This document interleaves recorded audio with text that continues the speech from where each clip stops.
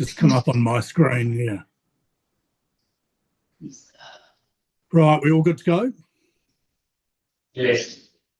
Thank you. Good morning, everybody, and welcome to today's meeting of the Risk and Assurance Committee. Do we have apologies? Looks like we do, from member Tūmahai. Yes, hi, Whakahiri Tūmahai has an apology. And you're happy to move that, Your Worship? Certainly. And I will second. All in favour? Aye. There have been no changes to the interest register that have been put in front of me. Are staff aware of any change requests? No, good to go. So we look at the minutes of the meeting of 7th of May on page 6 of our agenda, and we'll just do a quick page turn on these and yell out if there's anything that you wish to raise, starting with page 6 itself. Page 7.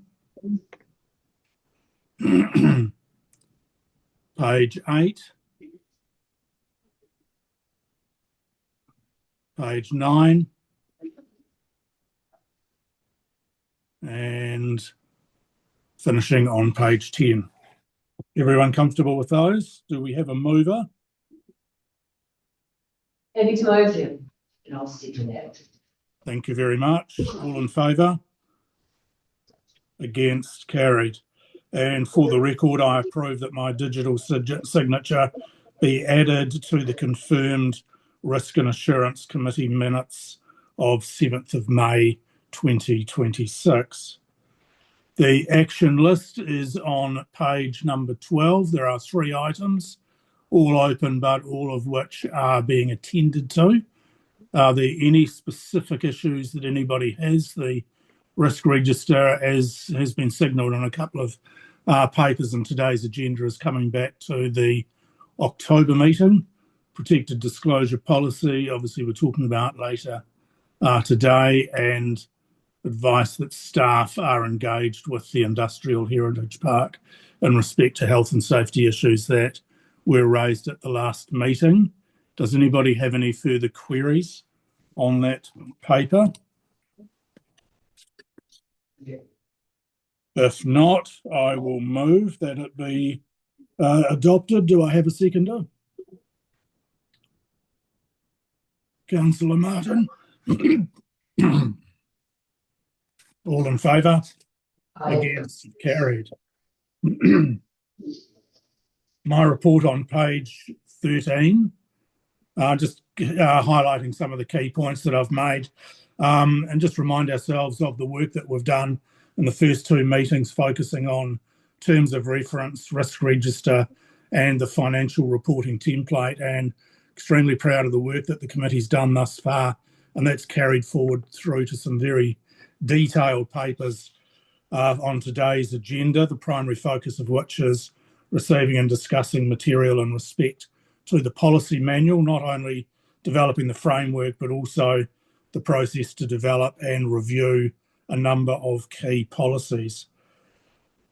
As we go through the papers, I'd also like members to satisfy themselves that the information that you are receiving in staff reports is adequate for you to undertake your role and complete decisions that you're required to do under our terms of reference. David, I'd just like to say, I didn't get this information until yesterday because we're not getting emails from council that the agendas are on Teams. Yep, thank you, Councillor McKenzie. Note that. It was there, but it wasn't. There was no notification that it was there. So I was actually looking into Teams. So the information was all there, but you shouldn't get I was alert to say that it had been forwarded. Thank you, Councillor. I will take that back and get that sorted. Thank you. But I want to advise David that knowing that these meetings are coming up and these agendas have to be out a week before, it is common practice for council, therefore they should be looking for it as well. But if we can get the advisement guidance as well, in case there's an inadvertent miss in there. And maybe an acknowledgement link once they've been received by members to just advise staff on a received basis. Yeah. The main thing I'm talking about in my report today is the policy manual. Our intention is to provide an outline of the policy and procedures, but also on the governance role for committee members under those. So the briefing that I gave to staff putting these papers together was fairly simplistic, identified on page 13, starting why do we actually need the policy? Why was it originally written? And there would have been good reason, but is that still a good reason to have that policy, or has it been overtaken, should I say, by statutory references? The other key question is, does the policy actually help staff and councillors in their role, or is it limiting? And we make that statement acknowledging things change around us, legislation changes, technology, people change, demographics certainly change. And finally, the review process itself. And as I've noted in my report, committee members might also wish to ask presenters to articulate the process to make staff aware. And that'll go back through the chief executive and the management team as well. We've got another very detailed financial report on today's agenda. And without wanting to impose more work on Stephen, I'd just be interested to hear your views on the information that you're getting in respect to major capital works. Do you require more in terms of those items I've noted on the top of page 14? Stephen will also give us an update today on audit, and we finished the meeting with 2 quite detailed deep dive reports on council's identified risk or risks. And at the end of today's meeting, before we close, we'll identify at least 1, probably 2 more risks that we'll schedule for deep dive for our meeting in October. Excuse me. So that is my report. Happy to answer any questions on that report. As there are none, I will then move my report. Do I have a seconder? Happy to second. Your Worship, thank you very much. Any further discussion? If not, all in favour say aye. Against, carried. The next item on page 15 is the quarterly financial report. Stephen, we're in your hands. Thank you, Chair. I'll take the report as read. I don't propose to go through it page by page like we did last time, because obviously last time it was a new report, so it's following the same format, but I have just got a few points I'd like to bring out. One is, you'll notice there are no financial numbers in this report, despite it being a quarterly financial report. I'm aware of that being slightly odd, but that's because we're in audit at the moment, so obviously closing down the year-end process, so we don't have finalised numbers. So although the senior team and the budget managers are still obviously continuing to do the work they normally do, we're not able to produce reports at the moment while the system rolls over. That's the same that's happening. You'll be aware in council, the same thing. We're not producing monthly financial reports, but they will resume. And obviously in the October meeting, you'll see the draft annual plan, which will give the obviously draft figures for the financial year. So there's lots of work going on there, but there's no kind of formal report on the quarter at the moment. Then just to run through the report a little bit, just on the annual reports underway, we've been in close contact with audits, and we're aware of the items that they specifically are investigating. It's not that they have concerns, they just give us advance warning of what they will be looking at. There's nothing there that it would surprise us. It's around work in progress, which is always, strict assets and work in progress is always an issue as to whether things are capital or not. Or whether they're operational costs, and then they always look at the integrity of the race strike and grants, etc. So just really nothing there, but we're well advanced with that. On the LTP, again, LTP's underway. As council is aware, we're currently out for engagement with the community, and that's team going well so far. So a lot of the planning and progress is going on. We've had one workshop already, and there's a coming once we've heard back from the community. So LTP is kind of well underway now as well. Just on that, and David, I noticed you mentioned, obviously the government has issued guidance on the new groups of activities that they'd like councils to report on. So we have seen the groups of activities. There are now 8 because we're losing the 3 water ones when we switch to Coast Waters, but they've added new ones in. We don't have any particular issue with the groups. The problem we've got, and Taitora has issued a statement back as does Westland District Council, who asked to respond to government, and we have. The main issue we've got is around definition. So I think what government's trying to do with Admirable is that they're trying to make all councils report the same groups so that they can compare across councils, and I think that's useful. But they haven't given sufficient advice into how we deal with overheads, how we deal with salary costs of council, how we deal with various other items. So it's, in a way, it's not going to achieve what they're trying to achieve at the moment, because every council will interpret that differently. So our response back has been pretty much that, saying there's not enough guidance, and also we're asking for it to be postponed. At the moment, the request is that the new LTP that we're currently working on will adopt these new activities, but that means completely changing the way our financial system reports, which on one hand is not a huge problem because we just layer it over the top, but it's basically creating another level of reporting that doesn't really mean anything to council, because council structured one way to operate and then we're being told to report another. So it would be ideal if we could align the two together, but that's something we can't do in the time frame we're being asked to do. So we're still waiting to hear. I'm not sure, if I'm perfectly honest, where government's going or what they've said, or not they're prepared to delay it, or whether they're going to issue further guidance. So we will continue to do what we will do, and then we will have to change the way we report in the LTP if we have to. But at the moment we pushed back and said it's too quick and not clear enough. Yeah. And then just a couple of other bits, you'll see there was quite a few pages of performance measures. Last time in this report, we just had what they were. This time you've now got the draft responses for the annual report 25-26. I kind of highlighted them in whatever you want to call it, beige, where council hasn't achieved a measure. A lot of them relate to measures that were newly introduced and we're waiting for either baselines be established, which we have done in some cases, and in others it relates to customer satisfaction surveys that unfortunately other councils got it. That's something it didn't undertake. But there's also a question which was raised at the last Risk Insurance Committee as well as part of the LTP, is what do we want these measures to be going forward? Because the LTP is the chance to change them. So are these, I think David probably goes back to the questions you asked on the policies, like, why do we ask this and what does it actually tell us? Is it meaningful? Okay, so what we know, we've done X, Y, and Z, but does that actually tell us anything about performance or satisfaction? So these are drafts, these will appear in the annual reports. So we have to use these ones for this financial year, but I think there's a wider conversation now to hear what we do going forward. And then there's just the final note, which I probably won't speak too much, which is on the Treasury section at the end of this report.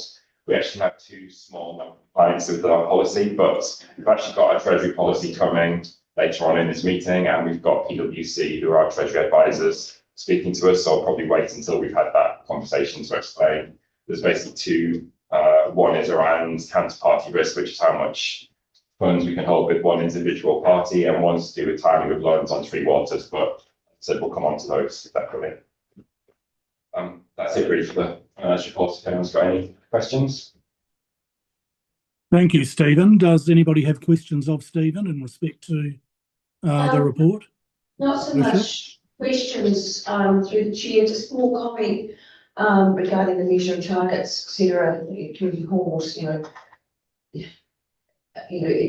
bookings for community halls remain static or increase year on year. I mean, it's a metric that, and it's the same with all the customer satisfaction things that we haven't got. But I mean, I will not be setting my hat on or hanging my hat on the responses to those. I mean, if the community halls are up to scratch, as they all are now, because we've gone through a funding process to support the communities have to have the inspiration to hire out and leverage income to help support themselves with that.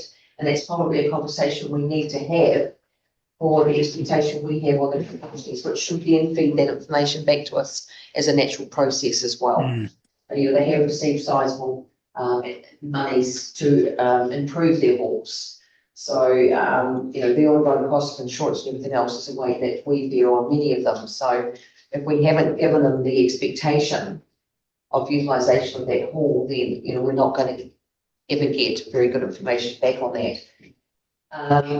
You know, parks and reserves, customer satisfaction, you know, the cemeteries, you know, I'm pleased that that one is to do with funeral directors. And again, that should be, I think, a yearly conversation we have with the funeral director companies on whether we've got any shortfalls on our cemeteries, etc., or whether we need to change what we do or how we do it to meet the standards that they have to meet. So I think rather than surveys, there's probably some more direct conversations that we could have that would then provide us that information as an actual course of partnership, I guess, with them.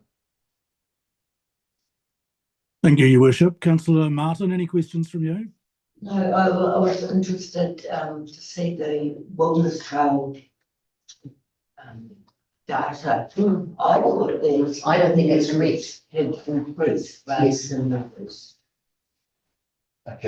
I mean, these are rough numbers, but I will go back and confirm as to whether that's correct counts. But I'll speak to my colleague on that. I was at the conference they had last week before, and the numbers are up, but the best source of evidence for that is Jackie Gurdon, who's our trail manager, or not trail manager, she's our trail, she's the trust manager for the trail. I'll review that data more information. Councillor Mackenzie, any questions from you? Just a couple of observations from myself. Firstly, just noting the LTP will be presented at our February meeting. Note your comments, Stephen, on stranded overheads and the significant work that's required there. Bottom of page 22, you talk about the impact of depreciation around the revaluation, and you say this will have an effect of increasing the depreciation variance. A significant variance or one that is within the bounds of acceptability? So at the moment, we've been reporting a 1.2 million variance against budgets for the last financial year just ended. Yeah. That variance continues through the accounts. So the error that created that in the 2020 from a financial year, 2025-26 financial year continues through to 26-27 because of the way that depreciation had been calculated incorrectly. When the budget was done, we'd already accounted for that. So it's a significant increase of variance in the way that it was previously budgeted, but there won't be a variance to that in the report. Sorry, that wasn't clear that that report has dealt with it already took into account this increase because we knew this was coming. So if that answers your question. Yeah, thank you. Tell me about the valuation process for the annual report this year. Are we revaluing roads? Yeah, so all infrastructure assets have been revalued. So not incidental assets of the council. Not its fixtures and fittings and equipment, but all infrastructure, including road, have all been revalued. So Becca have presented their revaluation numbers to us. We're currently working through them. So we will then recalculate depreciation on those numbers, which we're expecting will increase anyway. So that in itself will create an increase, but there's also the error in the depreciation will add to it as well. So, but again, we've taken into account what we believe those increases will be. It's difficult with the revaluations. Obviously, we're not entirely sure what they will look like. So we've kind of made assumptions whether we assume maybe 5 or 6% increase, but if that comes back and say 10, that will create a further variation. So we've made an estimate on what we think it will be, but until that report is finalised, we won't know. Yeah, thank you. The October meeting, will we see the draft of the annual report on the agenda for the October meeting? Yes, we will. Yes. Good. Note your comment about the reporting on activities, and it's going to be interesting to see what that information is going to be used for. Just a couple of comments that I was very, very pleased to see. Middle of page 24, you say, in agreeing the funding for capital projects, council assumes all work will be delivered in full. Rates and borrowings are set on this assumption. And then you talk about the reserve. So it's very important that we continue to remind ourselves of that. And with respect to the KPIs, you read through that list and then you look forward 12 months and you think, it's going to be fairly hollow with a lot of those taken out. But the one I felt sorriest for was, I think it was the bottom of page 25. The issuing of Code of Compliance certificates wasn't achieved because 1 out of 173 was actually issued 1 day late. So I really did feel sorry for the staff who had to have that one. Otherwise, it's important KPIs that they provide meaning and benefit to our community. So look forward to continuing receiving those reports. Your Worship. Just one comment further, just referring to funding and liquidity risk. I'm just wondering going forward whether, as we go down towards the July 27 date of the waters being handed over, whether we need to start having in front of us the debt and liquidity figures, what they're looking like, so we can assess any risk components there by next year. So, through the chair, yes. So that's something we're working on at the moment. The mechanism of how, so as you're aware, the assets and the debts of the water will transfer over to Circles Workers from the 1st of July. There's actually several ways in which that can happen. So it could either be day one on the 1st of July, we literally transfer all of the assets, all of the debt in one day. There's also a mechanism where council continues to hold the debt on behalf of the water company. Water company pays the interest as it falls due back to council, so there's no cost to council. And then as those loans fall for renewal, the water company picks them up, so they naturally fall away.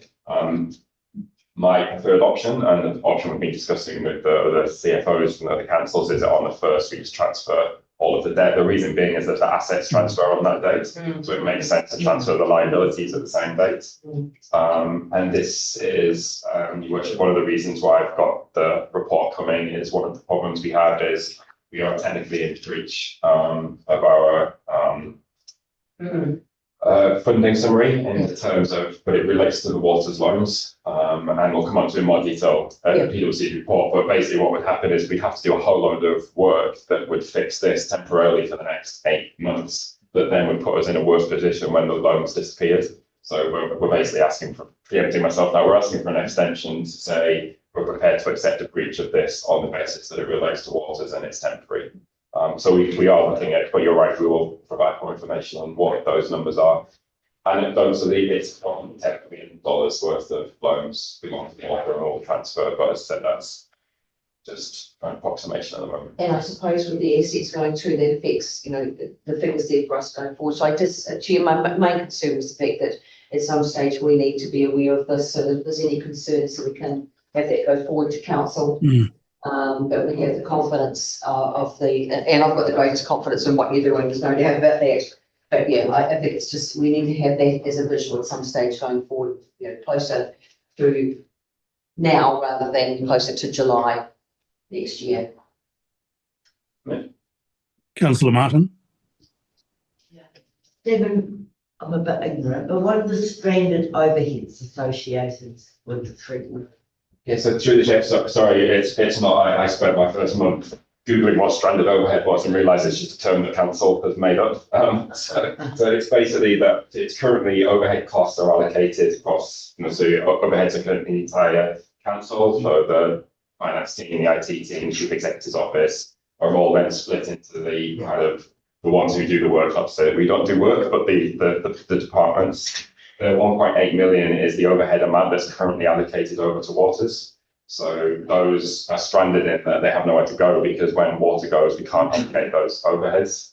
So it's a number that is significant. It's a number we're already looking to mitigate and how we can make savings to budgets or how we deal with that overhead.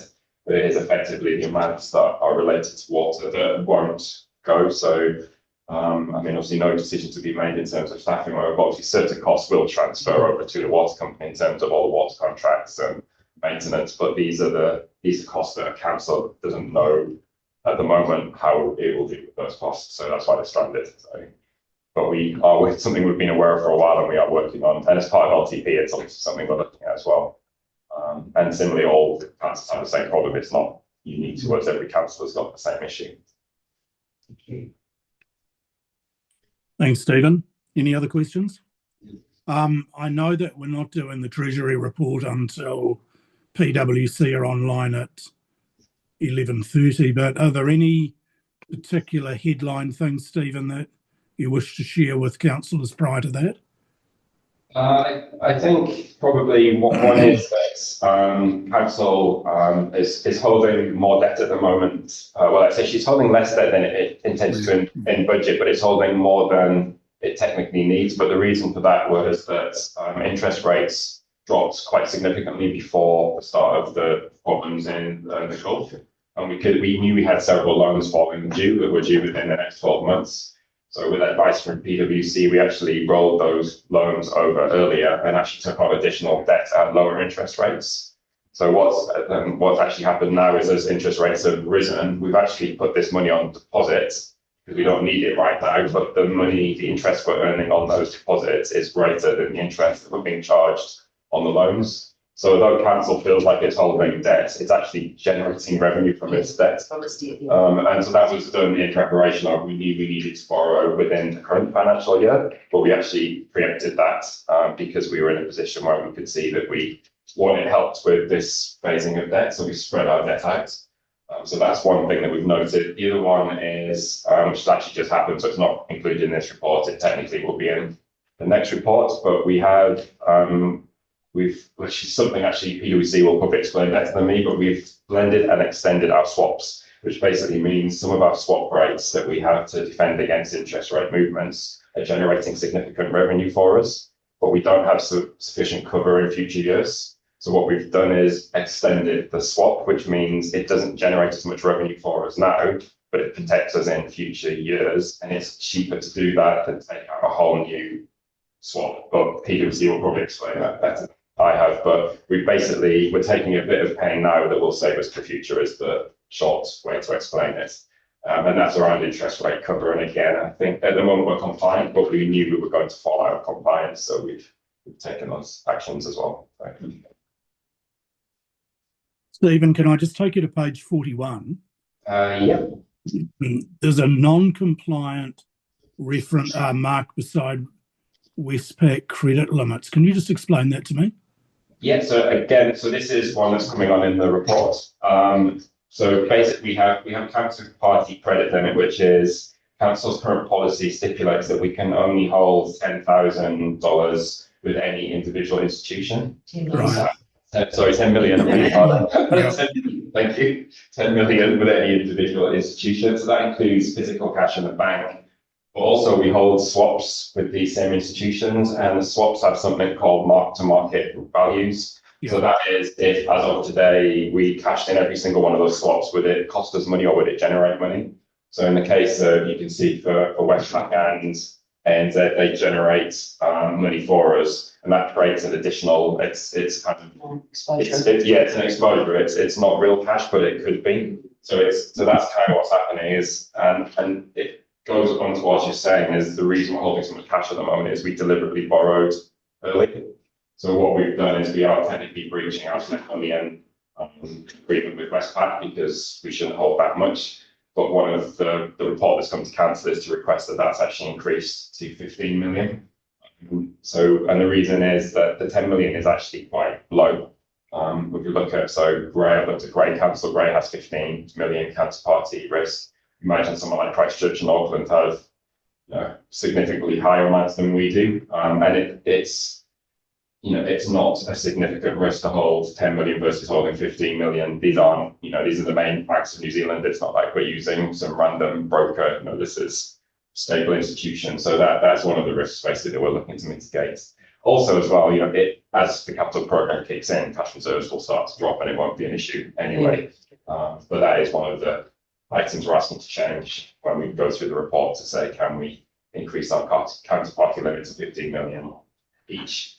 Particularly with the airport coming as well, because the airport, we actually get funding in advance, and some of those grant funding, they're going to be live. We're receiving like 5 and 6 million tranches, and then it will take us 3 or 4 months to spend that money. So, which is why I've just said this is temporary. We need a permanent increase to our limits.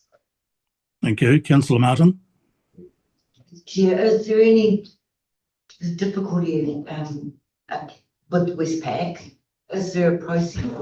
Is it sort of guaranteed that you don't get the requested increase? Through the check, so it's a limit that we've self-imposed, so it's not anything Westpac have to do. It's just an internal. So we've just said, yeah, we can't hold more than $10 million with a institution, so it's not a problem with the bank. It's our policy. It's saying, yeah. I mean, the alternative is we could go and open a. Yeah, we could go to Kiwi Bank, or we could go to BNZ, or we could, open a. But I would prefer not to open a third bank account to my administration when actually, and it's not like we're saying we're going from 1 million to 15 million. It's it's a fairly insignificant change in the exposure to council, really, with strong institutions. Yeah, thank you, Stephen. Councillor Mackenzie, any questions from you? No. Thank you very much.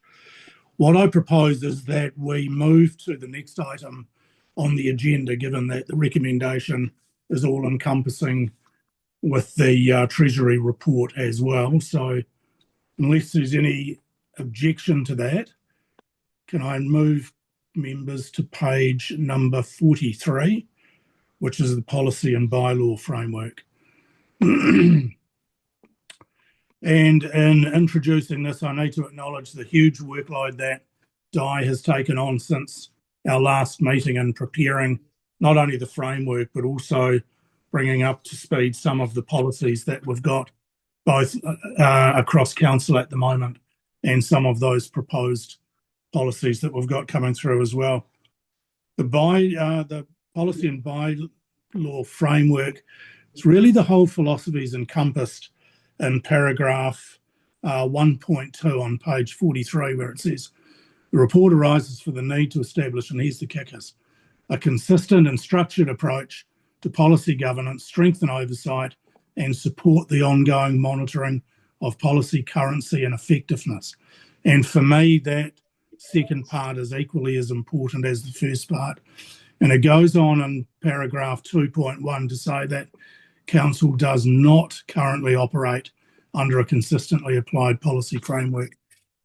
So when I started out with the committee, there were two key things that I had in mind. The first one was review of the risk register and bringing that up to date. And as is noted in papers elsewhere on today's agenda, we're making progress on that. And secondly, that will be a key part of discussion for our October meeting. And the second part is that part of policy and bylaw framework and policies for adoption, which dominate most of the rest of today's agenda. So with that introduction, Di, I'm going to hand to you just to talk philosophically about what it is that we're looking to achieve, particularly looking at the phased approach, which kicks in on 2.8, and the options that we've got ahead of us. Clearly option one is the preferred option that I would like to think that we circle back to. But Di, the floor is yours by way of introduction. Thank you, Chair. So just like to introduce the draft policy and bylaw framework. I'd like to take the report as read. However, as outlined by the Chair, 2.8, the baseline assessment for why we need a policy. So I'll just take you through our policy development process, just a small snapshot and the approval process. So the need for a new policy, if it's identified, or it could be a current policy with a review, it's up for review. So that discussion would take place at the SLT meetings. The policy owner would then review and draft the amended policy. The policy is then put through a peer review process, and if appropriate, if it was related to health and safety, it may go to the Health and Safety Committee. So it will be reviewed by another relevant committee or a forum if applicable. So then the policy comes back to the SLT leadership team for adoption, and they review it in depth. And that's essentially a challenge process, maybe fresh ideas, fresh eyes on the policy for suggestions on amendments. The policy will then come through to this committee for endorsement. The next step in the process is how we advise our staff that a policy actually exists. So it's actually saved into a document management system and then sent to all staff for acceptance. There is an item there where staff are able to provide comments that, so if they have some comments on a policy or they have some questions that have come back through then chain back to SLT, and the policy owner would then review the policy in accordance with the 3-year lease cycle. But if there's changes in the meantime to the legislation, regulatory frameworks, etc., it may need to be reviewed earlier in the 3-year cycle. So that's essentially a snapshot of 2.8. Take any questions, suggested amendments on the framework. It will be great guidance for anyone in developing a policy. Currently, it's quite challenging at the moment not to have a framework in place, and it will ensure consistency throughout the organisation. And can I suggest that we go to page 48 and we just do a page turn through the policy so that everybody's intimately familiar with what the process is? So contents page, go to page 50. So we talk about the purpose of the framework policy to be consistent, to be transparent, and a well-governed approach. Some definitions for avoidance of doubt. Then we go into part A on page 51, which is the types of policies identified that we would have. And these are both internal and external. Part B, the framework and the roles and responsibilities very clearly laid out. So all of these things are put forward for the avoidance of doubt.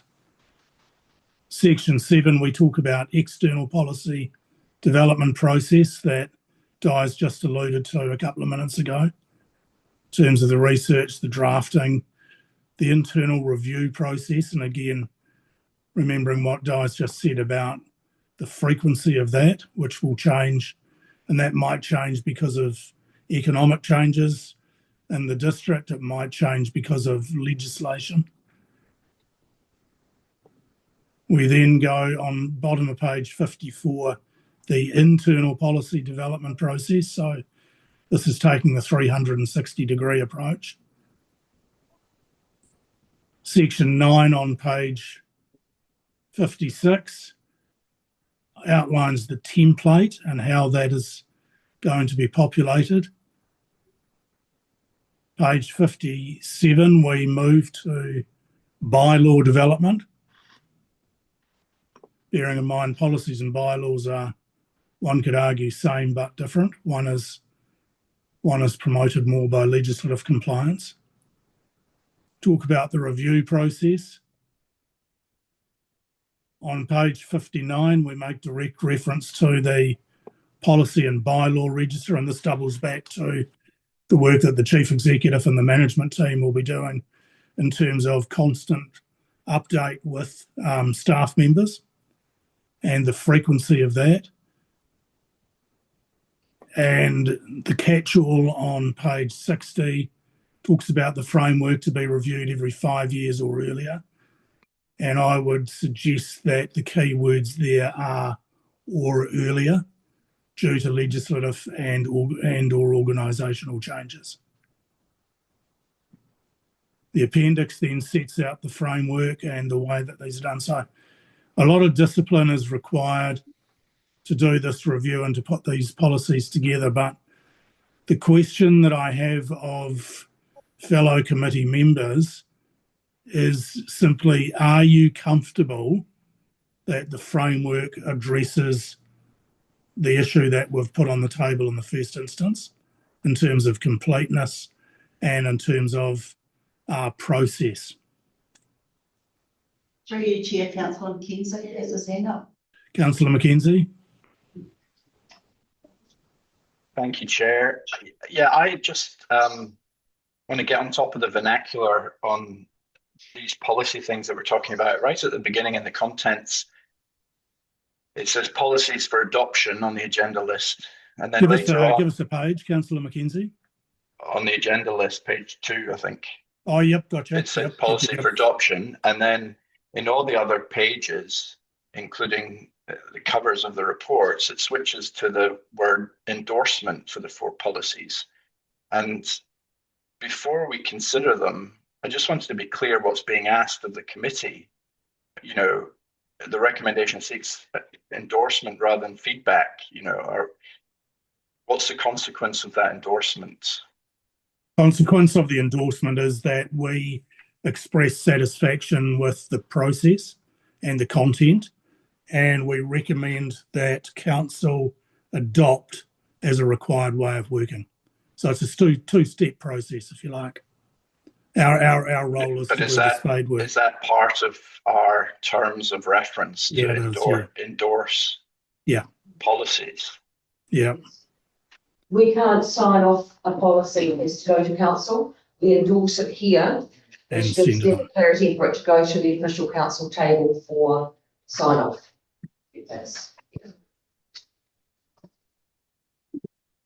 You comfortable with that response, Councillor Mackenzie? Yeah, well, that answers my question. Thank you. But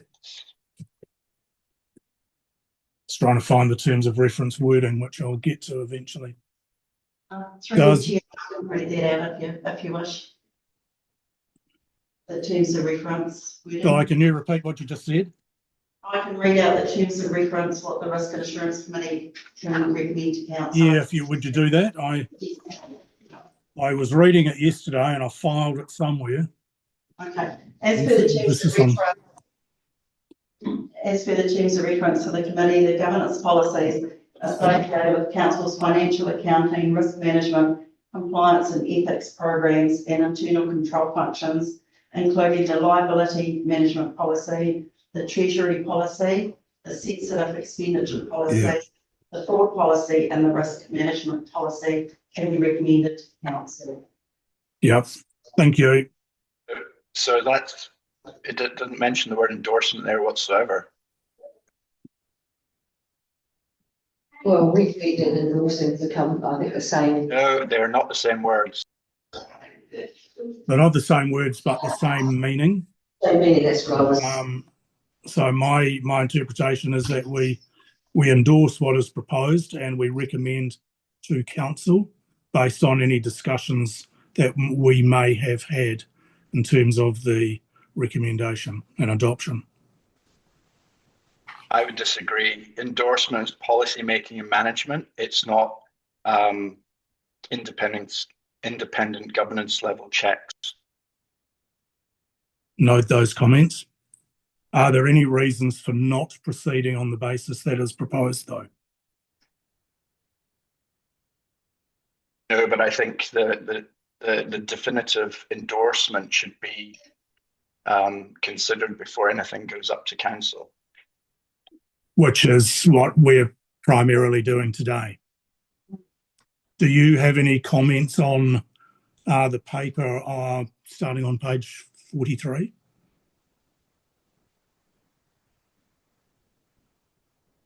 Can you just unmute yourself, Councillor Mackenzie? Right. I thought Start again. Yeah. I thought I did.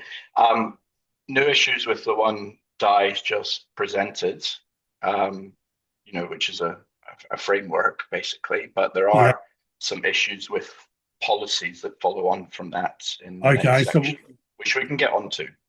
Can I suggest that we do this as a two-part thing? The first one is the framework, and we'll come to the policies after the framework's been discussed and resolved. So the framework is on pages 43 through 63. And the recommendations that we're looking at are on page 46. So that's what we'll come to. Are there any further questions of Di or other staff in respect to the framework starting on page 43? If I can, through the chair, I would just like to acknowledge and thank Di in particular and her team for the amount of work that's gone into this. It is an extensive amount of work. I'm just so pleased that we are now getting ourselves current because we've been devoid of a lot of this framework within council for a long time, which is nobody's fault. It's just where things have been sitting and being allowed to sit. So very, very grateful for the amount of work that's gone into this and the calibre of work that we've got in front of us.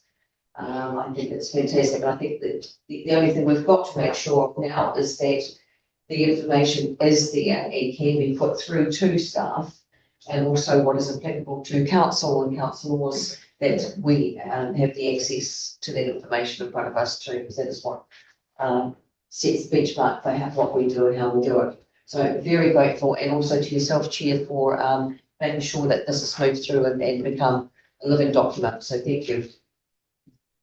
Appreciate those comments, Your Worship.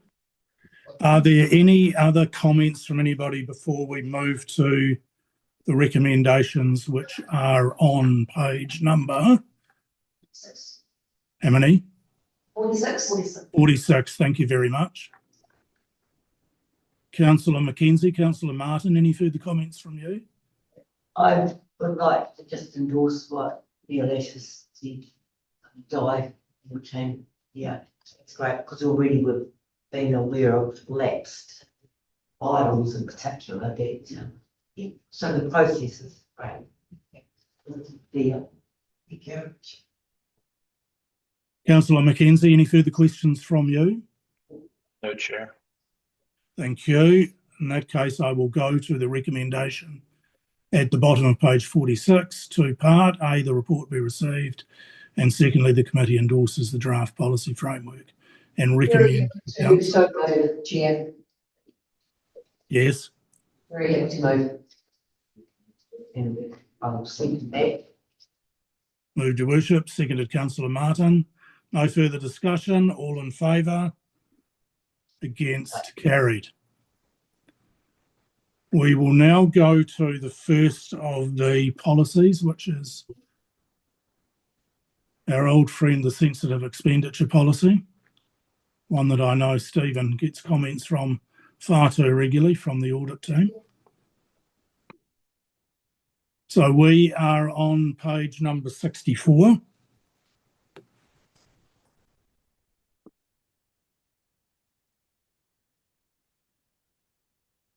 And we just remind ourselves of the reason that we have this policy. It's to support trust, confidence, integrity, but more importantly, it meets perception head on.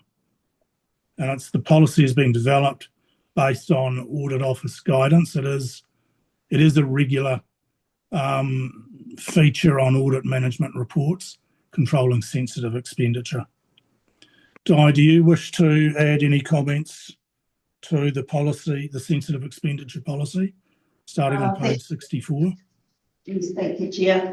So I'd just like to introduce these policies. So sensitive expenditure policy is the intent that if the committee wishes to, without amendment, to endorse it and recommend to council that they adopt the policy, along with the customer and community conduct and communications policy, and also the elected members, EP representatives and staff interaction policy. So the intent was that if the committee wishes to adopt those, endorse them, and then recommend to council that they be adopted after discussed at this meeting. The sensitive expenditure policy actually incorporates 4 other policies. So we had a sensitive expenditure policy, staff gifts and hospitality, asset disposal policy, and a staff departure policy. So we have merged 4 policies into one, not that one. The proactive release policy was just a minor amendment. We already have a proactive release policy. There was just putting it in, essentially putting it into the new template. And this is so that we put our Lagoina requests where applicable, where we can, on the council website, so people can review what we have been responding to. The customer and community conduct and communications policy is a new policy. So this is, This is so we can take steps, proactive steps to manage any behaviour that negatively and unreasonably impacts WDC, its employees and other members of the public. And the final one, the elected member, iwi representative and staff interaction policy is actually a new policy as well.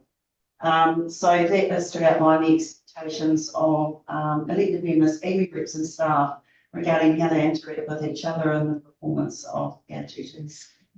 So I'm not sure if I can hand over to the chief executive, may wish to speak to those items. Just through the chair, if I may, Yeah. just to give members some level of confidence and assurance that these policies have been also looked at from other councils. So we've got some alignment where other councils have used them. I know Di and the team have spent quite a bit of time sourcing comparable policies. So we've got to try and get to best practice as we've done them. And certainly with the sensitive expenditure policy, the audit office, the guidelines were the base of that. So just in case people do wish to know where these came from, we have been going around and looking through. And I think we talked with Tutulia, didn't we, as well? So we have looked at the framework from a sense of what's current and what's best practice. Thank you. Thank you very much. Can I suggest we go back to page number 67 and we pick these policies, pick our way through the policies one by one, starting with sensitive expenditure and gifts policy, and reference, of course, is to the audit guidelines as well. To a degree, it's a bit of a kitchen sink policy. There's everything you can think of has been thrown at it. More importantly, is subject to regular review and also awareness for staff, not from staff. So are there any particular aspects of this policy that anybody wishes to raise? Sensitive expenditure policy. Through the whole thing. 67 to 94. Yeah. 67 to 94 we're dealing with.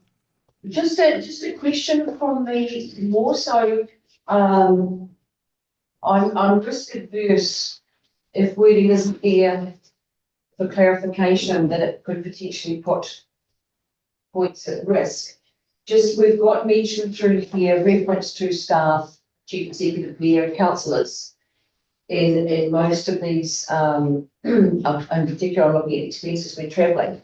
And then we get through to airline accommodation and non-air transport, etc. And we don't have that.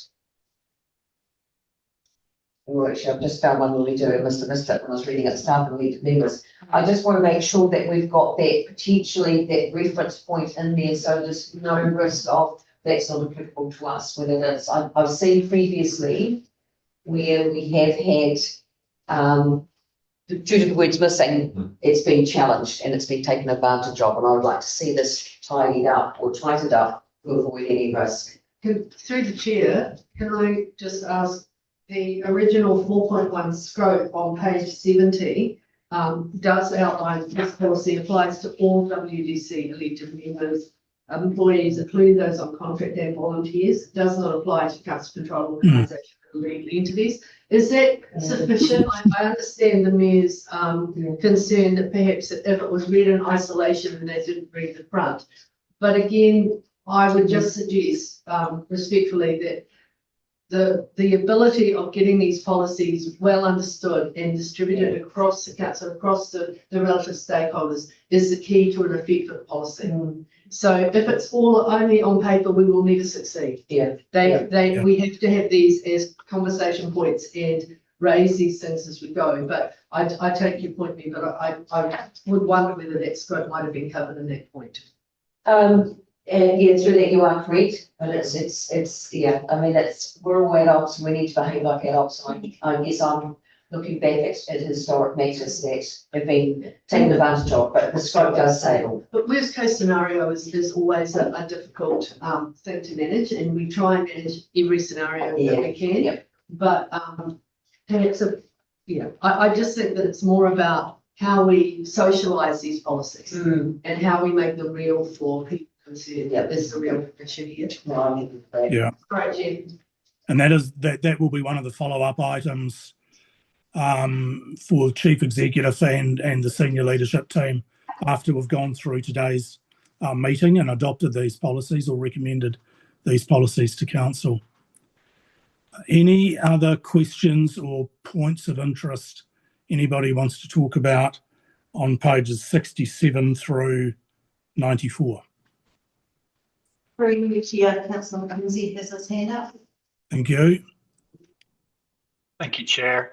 I wonder if we have a statement on the policy to always try and be as conservative as possible, because, you know, if we read the room, the economic environment is pretty dire. There's lots of liquidations, people losing their jobs, really high unemployment. A lot of these bells and whistles in this policy, a lot of other people aren't getting, even in the private sector. And you know, they read this, you know, chief executive access to the Cora Lounge and stuff like that, you know, nice to have and everything like that, but not really necessary, you know, for one of the smallest councils in the country. I think, you know, So we could turn it so that we're always working on a conservative basis. yeah, so if we make reference to something like a prudent approach to expenditure, Absolutely. would that satisfy you? I would ask the other members of the committee their thoughts on the matter, but I think if we're reading the room, we've got to acknowledge that we're not in the same environment that councils were in 5, 10, 15 years ago. Correct. So can I redirect that question to other members of the committee? Are we supportive of Councillor McKenzie? Through the chair, I'm happy to support that, because I mean, I know and I speak from the chief executive and myself on this, is that any travel that we have undertaken, we always work on the prudent approach. And we're very conscious of what it costs, in particular from here, to get to Wellington for meetings, etc. But this is not about us. This is about something, that policy that's going to do the test of time through future councils. So I don't have a problem with that being in there. I would not want to be specific to anything in particular with it, because I know Councillor McKenzie's just voiced a comment or used an example of one, but I don't want to see examples included. I would just like to see the wording there, support the wording being there. Thank you. Di, are we okay to put some appropriate wording in one of the opening clauses? Yes, we can certainly do that. Thank you. Any other questions on pages 67 through 94? What I'll do is I'll take all 4 policies in terms of the recommendation collectively at the end. So let us go now to page 95, which is the proactive release policy. Di, do you just want to give us a helicopter view of this one? Okay, thank you, Chair. So the purpose of this policy is to prompt the proactive release of Lagoima requests onto the council website, responses and topical documents and certificates in whole or in part, which comply with the guidelines that's outlined in the policy. Currently, we have on the council website, we do have a list of Lagoima responses that have been provided to members of the public, media, etc. Of course, with the taking into consideration privacy of those people that have put in requests, and this is just essentially an update to the we developed the new template, an update of the policy onto the new template. There's no real other wording changes. Questions? Also, I was pleased to see, Di, that you included para 4.7, which does allow council to make charges, particularly where there's significant time and cost incurred in providing information, which happens from time to time. Yes, and where the charges being information wouldn't be released for at least 7 days after the release of information to the requester. Thank you. Question? No? Really happy with that. So we're okay 95 through 99. Let us go to page 100, Community Conduct and Communications Policy DI, background. Okay, so this is the new policy. So this is the main guideline for driving this is when conduct or comms by members of the public become unreasonable.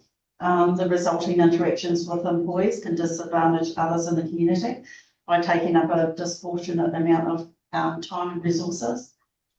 It may also, unreasonable conduct and comms may also affect the mental or physical health of our employees and members of the public. When this happens, the intent is that council could take proactive steps to manage any behaviour that negatively or unreasonably impacts WDC, its employees and other members of the public. I'll hand over to the Chief Executive.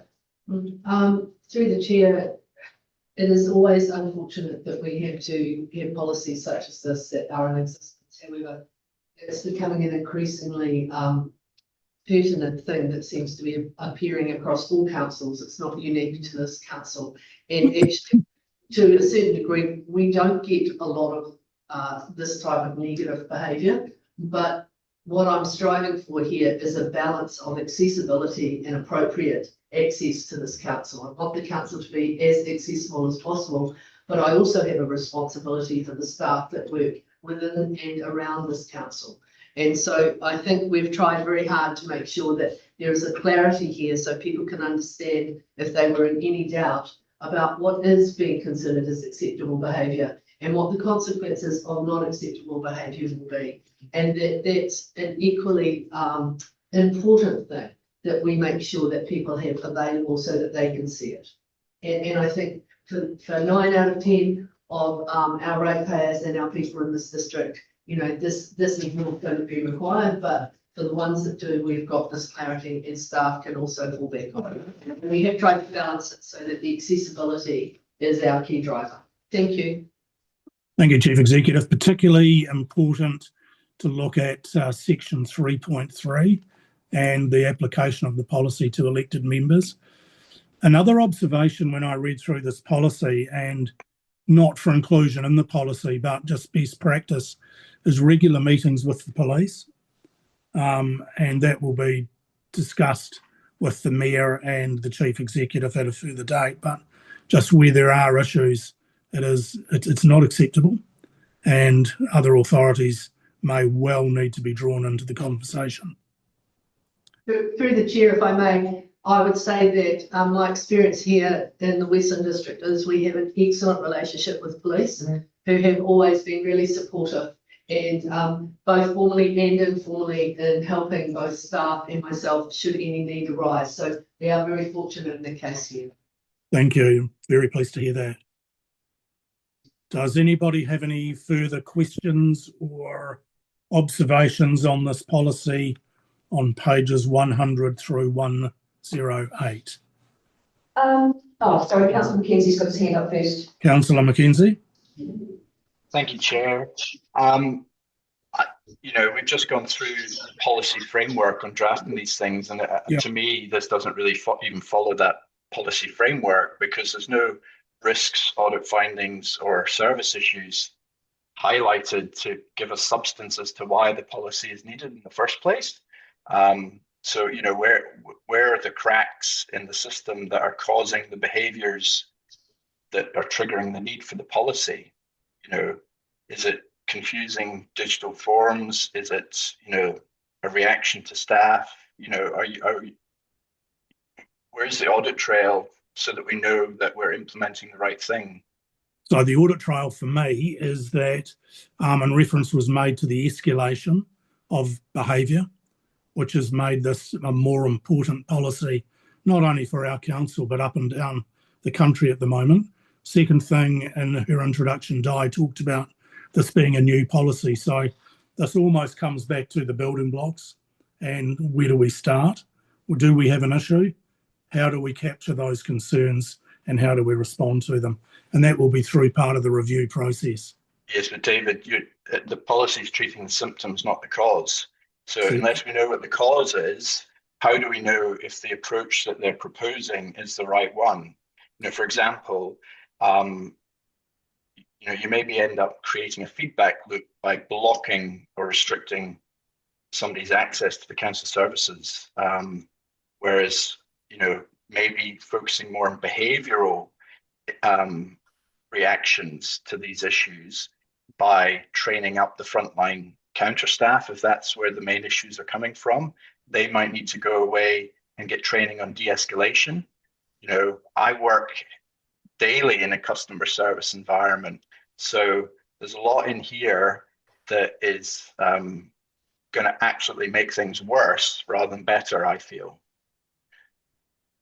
Yeah, Sorry, I don't support Councillor Mackenzie. Having worked in the council building and seen firsthand the impact of the behaviours that we can't control out there in the environment from residents, guests or whatever, there's a lot there we can't control. So this is putting measures and tools in place to protect what we can protect, to manage what we can manage. There's a lot out there that we can't manage because we can't dictate to Joe Public how they should behave. We can give an indication of expectations, but what I've seen and I've experienced also in my position as mayor, you are subjected to a lot of vitriol, which is unacceptable in the day-to-day business of anybody's life.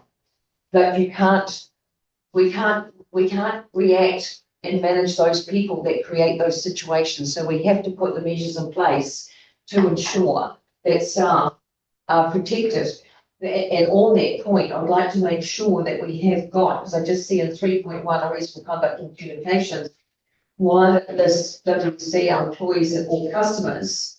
I know it mentions elected members further on, but there is no reference to councillors and mayor, and I think we've got to be very clear going forward that this coverage covers everybody, it's reflective of everybody, because it's having the tools in here that enables us to seek the additional steps of assistance we need, whether it's the police and we have had to bring them into situations or whatever, but this is what enables us to take the next step to protect, to react, to manage.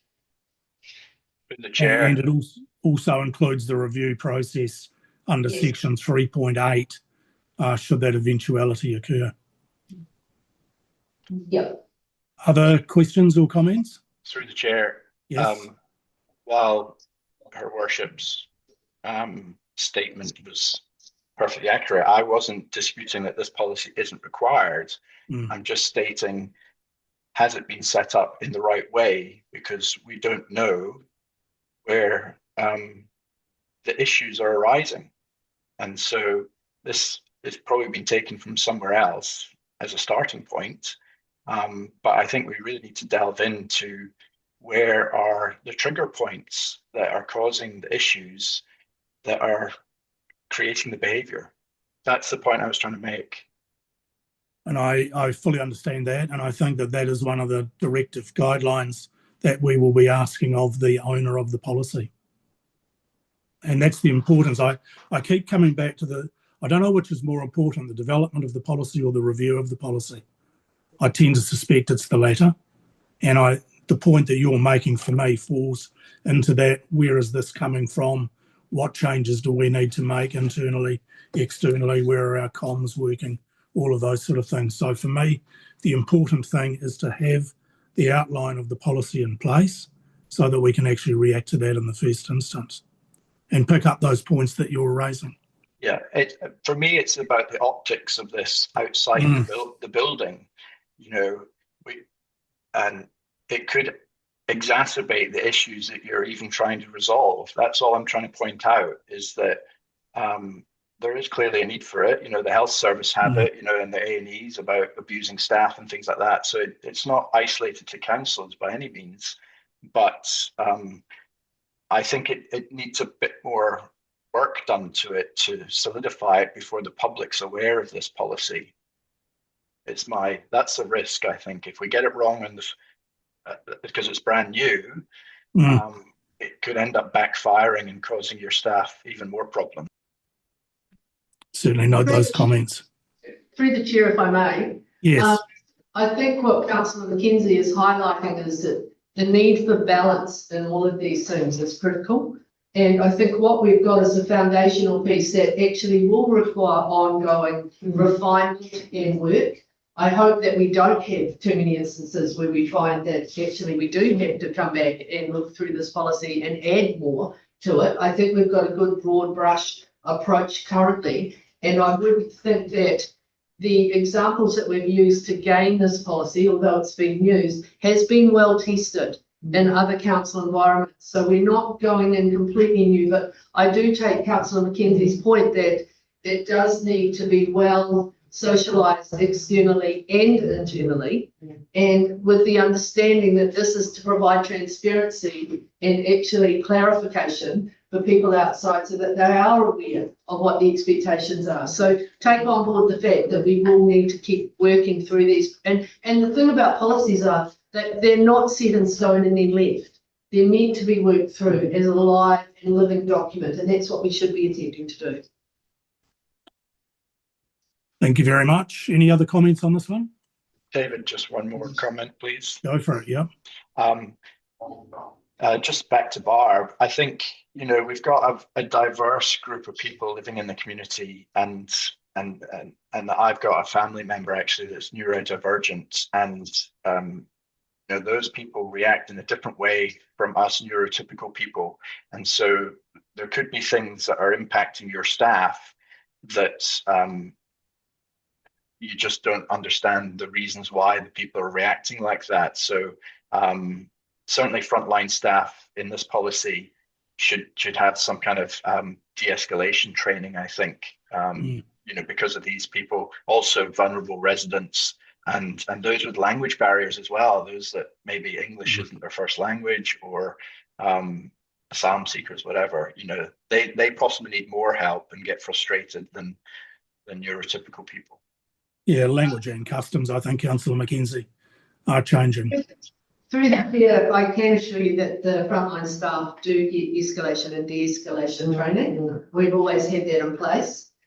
So I think that there is a rule, though, that we do need to keep cognizant of, and it works both ways for those clients who come in, just being aware that we are aware that not everybody responds in the way that we may think that people do. And I think that, the frontline staff that we have here, we're very fortunate in the sense that they are quite alert to the fact that there are difficulties for some folk that need to be accounted for as they come through. But thank you for highlighting, Councillor McKenzie. Thank you for those comments. Councillor Martin. That answer for Barbara reaffirms what I was going to ask about the process for initial point of contact with the escalation and the de-escalation. So that is so important. Having come from a service industry where we did not tolerate any abusive behaviour. Yeah. Thank you for that, Councillor Martin. Let us go to page 109. If I can, through Chair, sorry, my hand flews into my hair on the screen. That's a trap. I was just looking at it, you can't see I've got my hand up. It's, all one. If I can, through Chair, just page 105, where it's got an application of this policy to elected members.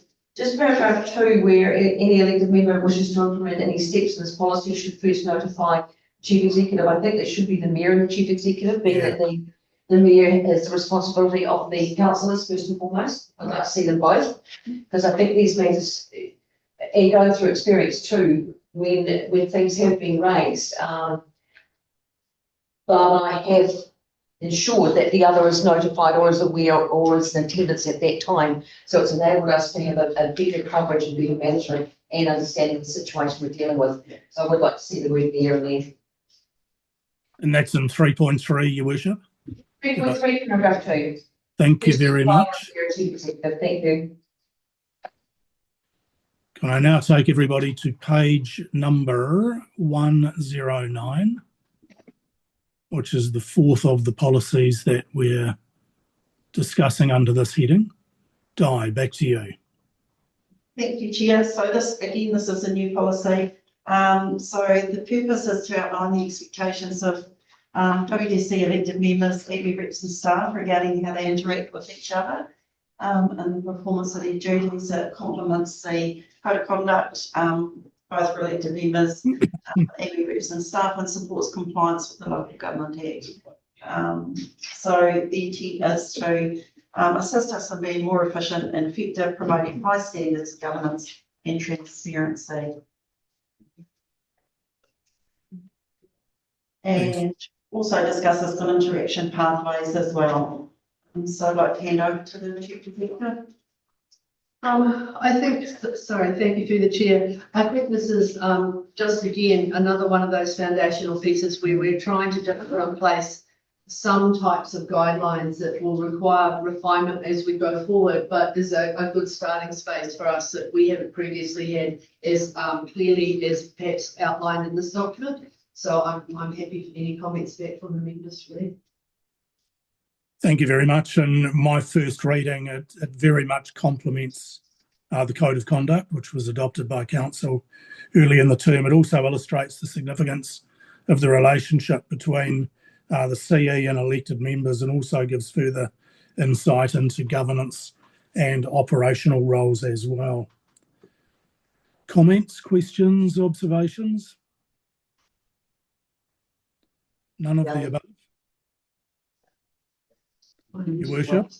Sorry, just page 114, just the same thing again, interaction pathways, section A, primary point of communication. It's got in there for elected members and EU representatives is via the Office of the Chief Executive. That should be in here as well, to be consistent with all other policies and code of conduct rules that we have. Yeah, I would agree with that. Any other comments, amendments suggested? General observations, Councillor Mackenzie. So I kind of support having clear boundaries between governance and management, and elected members should not direct staff, but I'm just kind of struggling to understand why that requires a separate policy, which appears to restrict elected members' direct access to information and places the chief executive in a gatekeeper role. Kind of much of the behavioural content is already covered by the Code of Conduct standing orders. What gap are we trying to address here? Reaffirming what is already in the Code of Conduct would be my response to that. But why is it necessary then? There's already 2 documents that cover this information. So can we be assured that this policy doesn't create additional restrictions on elected members? That's the intention, yeah. So through the chair, the policy is the overriding document, and the Code of Conduct, etc., will sit underneath that policy, right? Is that correct? Yeah. Yeah. Sit above it, surely. The policy should sit above it. No, this policy shouldn't sit above the Code of Conduct. It should be below it, if anything. Sits underneath it, yes, sorry, yes. Which is referred to right at the bottom of the policy. We talk about our Code of Conduct, not only for elected members, but also for employees. So it's around a pathways process. Certainly no intention of restricting anything, Councillor Mackenzie, quite the opposite. Well, it is. It's restricting access to information by elected members from the senior leadership team. You're basically saying that everything needs to go through the CE, and she can minimise, she wants to have minimal contact with us.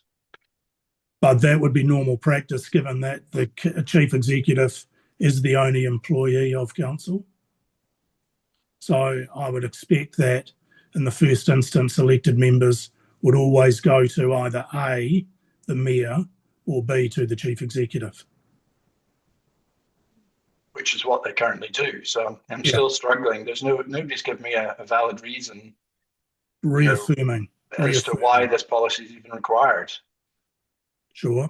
It's the same as the last policy. There's no background data to support why these are being created. There isn't, but best practice says, hey, look, let us put this on the table. Let us constantly review. And but there has to be a reason, David, for actually installing a policy. You can't just create a whole load and hope something sticks. It's kind of wasting Di's time drafting all these things when we already have 2 documents that govern us. It's not something I would endorse, and I'll be strongly advocating the other councillors to reject this policy. Sure. So the time has already been spent drafting it, so we're not kicking back on that. For me, this policy was around clarifying the obligations of elected members and of staff, and then also putting in a fairly simplistic way, I think, the process in front of everybody. And that again, which is the key to all of these policies, will be the review process that will be undertaken on a regular basis. Now, it may well be, as we go through that review process, that we do find it's not a necessary policy because the code of conduct is already there, and that suffices. But I don't see any harm in proceeding with the policy for adoption and review. As I say, I'm also open, though, to one of the outcomes of that review process being, maybe we don't need it. Through the chair, if anything, they should be classed as guidelines, not a policy. Sure. Yeah.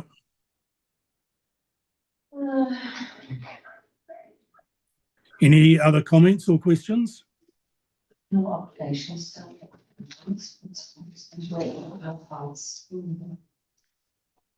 How does everybody else feel about this policy? Does it?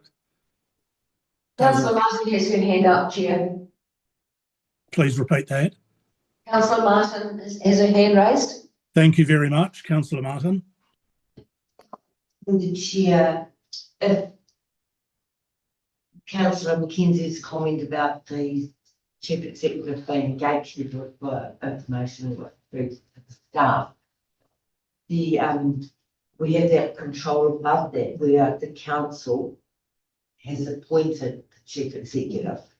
So if there is a restriction on information that's been requested coming back to councillors, then that should be a complaint or lodged through the processes, either the review committee or through the mayor initially. So that process is there to control, manage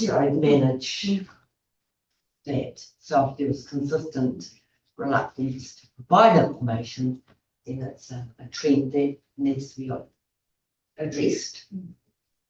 Through the chair, can I also say that it's not just the elected members that get value from having a clarity about what the expectation is. There's also a great deal of value for staff to understand what expectations are in terms of these types of policies and how they play out. So it's not purely just directed at elected members and iwi. It's actually for staff as well, and they get a real clarity about what the expectation is, because it can be difficult for staff sometimes to understand where are the boundaries, what are the lines, and I think that's a conversation that needs to be had as well. So it does give value in terms of being explicit, and people can refer to it, and there's a point where they have a reference point that they can actually bring up if they feel that there's something they're not comfortable with as well.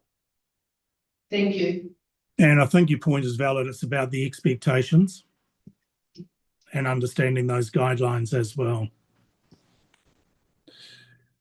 Questions, comments, observations before we go and look at the recommendations?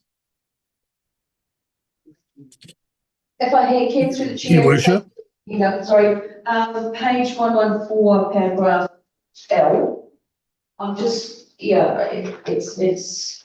I just have a problem with it. Maybe it's just how I'm reading it, but the fact that we've got significant or ongoing issues may be raised with the Chief Executive through the Chief Executive Review Committee. I don't see that belongs in that paragraph when we're talking about interaction pathways.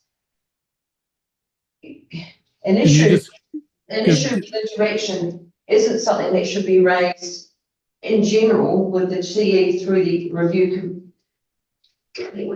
That's more specific for the points for the Chief Executive Review Committee. I just don't think the wording's quite right in that paragraph. Just, Your Worship, can you give me the reference again? Sorry, page 114, clause 11, clause L, sorry, not 11. Under interaction pathways. Under interaction pathways, I just think L it's putting two things together, and I don't think it's quite right. Oh, gotcha. Yeah, I'm with you. Significant or ongoing issues may be raised with the chief executive through the chief executive review committee. I don't think that belongs necessarily in there, because that would leave the chief executive subjective to matters outside of the review committee potentially. Or I would see matters that shouldn't be involved with the review committee being referred to there. So we're talking about different things. We're talking about interaction pathways, and then we're talking about chief executive review committee. Yeah, I agree with you. I'm just trying to think how we would reword that. Through the chair, should it say significant or ongoing issues may be raised with the mayor through the chief executive review committee? Yeah. Because if the staff, elected members of the iwi, have issues Yes. with the chief executive, it needs to go back to an independent party, which would be the mayor. Yeah, that makes sense. Who's on that committee, right? So just remind me, how many people are on the CE review committee? 3. 3. And that's chaired by yourself, Your Worship? 4, sorry, With yourself. 4 including myself. Yeah. Yeah. Are we comfortable with Councillor Mackenzie's suggestion? Yes. We could take out through the chief executive review committee. Or leave it in. Through the chair, if we're looking, and I think this is what we are trying to do, we need an independent line to the role. Then it would make sense to do through the mayor, maybe raise with the mayor through the chief executive committee, which means you get 4 lines of, hopefully independent. I think that's what you're looking for. Yes. So that would make sense. It's not normally the purpose of the chief, what has been used for a chief executive review committee, but it would give you a level of independence from the role. Yes. Which would be Because we're talking about staff, and you are responsible for the management of interactions with staff, and then we're talking about something different again as far as if it's not being addressed, where does that get raised to? Yeah. Can you make that change, Di? Yes, certainly. Now, the other one that we spotted yesterday is in G on the same page. Elected members and iwi reps seeking information or wishing to make comment on a specific organisational matter should do so. Delete the word either. Yes. Right, other comments or observations? If not, let's go back to the recommendation, which is, where is it? Way back on page 67, I think.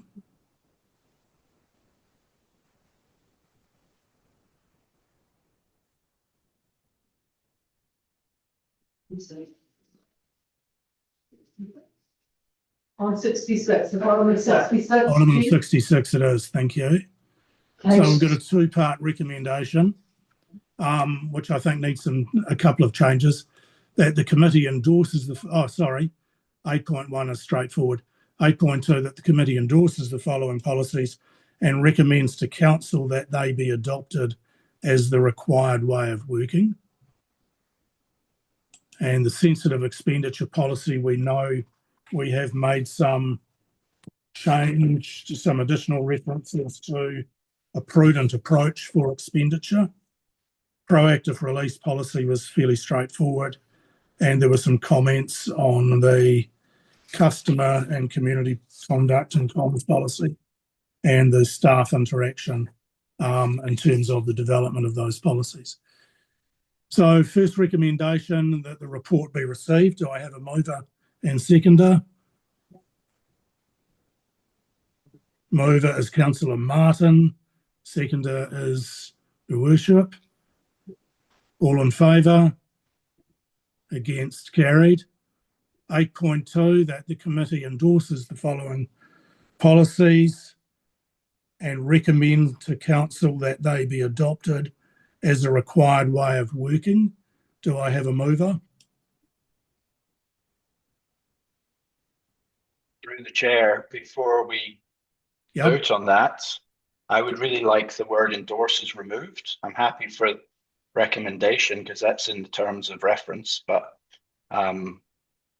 I think the better thing would be that the committee reviewed the following policies and recommended to the council, yada, yada, yada. Reviewed past tense to acknowledge what we've just been doing. Yes. Can you just repeat that, please, Councillor Mackenzie? Sorry, I said that I didn't believe the word endorse should be in there because it's not in our terms of reference, and we should change that to that the committee has reviewed the following policies, yada, yada, yada, whatever David said. Yeah. So this is a tag team thing, Councillor Mackenzie, that the committee has reviewed the following policies, and here's the new wording, and recommends to council that they be adopted as the required way of working. Satisfactory? And you'll move in that direction? The only one I'm objecting to is the last one, the elected member. I'm happy for the first three, but I want my vote against the last one noted. Okay. Do we have a seconder? You're still comfortable to move? Who will make a comment? Sorry, Councillor Martin would like to make a comment before we. Should we also include that the last two are new policies being introduced? Because from a community contact. Okay, so let's do that. Through the chair, I would agree with Carol because the elected members wouldn't know if they were new or old. Yeah. But won't that be, sorry, through the chair, but won't that be picked up in the submission to the council for their adoption? It'll be noted there. Sorry, just in the covering report, it will be clear that they, as it was for your report here, Yeah. there are two new. So sorry, I just all that. So you're comfortable, Councillor Martin? Yes. So I'm looking for a mover. I'm trying to take all four at once. Councillor Mackenzie's noted his position in respect to the fourth of the policies. Does that bar you from moving in block, Councillor Mackenzie? I think so. Can I ask for a mover then if we take them in block? I will. Councillor Martin? it's got a hand up, Chair. Yes. You're moving? I am. Am I allowed to comment now? I'm just sorry through the chair if we took, I'm just thinking about what Councillor Mackenzie has said. And I know the Chief Executive has just said that when the report comes to council, we'll be noting those two policies as new. But we are the team that reviews it, has these discussions now, and then signs off for them to go to council. So in that respect, I think we should be acknowledging the fact that those two policies are new. As part of that, the committee has received following policies for adoption, noting the last two policies are being introduced as new policies. That then leads through to that paper going as new policies. That's Councillor Mackenzie's wanting that to be acknowledged here. We're actually not, we're not physically recognising that point if we just say it's going to go to council as new policies. So let's do this in two parts, shall we? The first part will be the sensitive expenditure policy with the addition referring to the prudent approach, which Di will do for us, and the proactive release policy. And the recommendation will be that, just read back the first part, Sam. The committee has reviewed the policies and recommends them to council as the way of working. Okay, we're comfortable with that? Required way of working, did you say? Just as the way of working. No, you said required way of working. Are we comfortable with that recommendation, Di? Through you, Chair, can we just have, because a couple of those policies were amended, we have the words amended in there? Please, if appropriate. Because there were some amendments made at this meeting. So we review the amended policies. Yeah, No, No, because you've made, sorry, through the chair, I think the issue is that if you put subject to the agreed amendments would be Yes. correct. yes. Because you made the amendments and agreed them. So just make sure we take our time and we get this wording right. So Sam, read back again what you've got.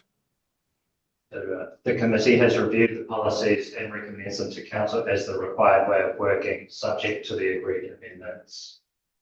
And the wording I've got is a prudent approach to expenditure under the sensitive expenditure policy. Yeah. Is everybody comfortable with that? Through the chair, that's for the first two only? That's for the first two, yeah. Yeah, I'll move that. If we're splitting them out, I think that's the better Okay, so recommendation. Councillor Mackenzie is moving. Do we have a seconder? Happy to. Thank you, Your Worship. Any further discussion? If not, all in favour say aye. Aye. Carried. Aye. With respect to the customer and community conduct and the elected member policy, we want a recommendation to council that acknowledges these are new. And there was some wording floating around a couple of minutes ago. So does somebody want to try that wording?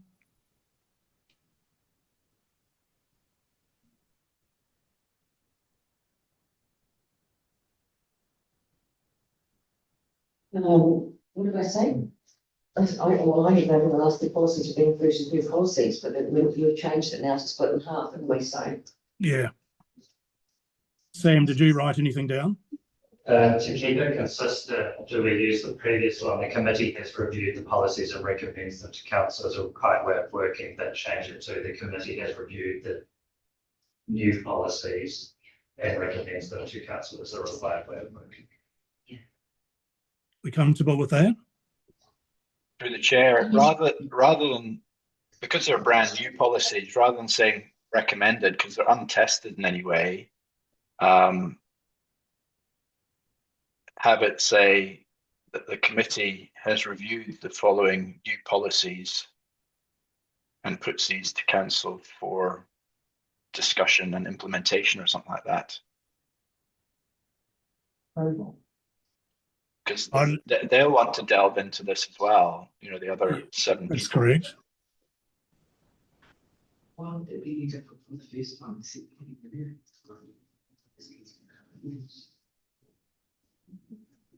Through new chair, there were amendments made to that policy, suggested amendments as well.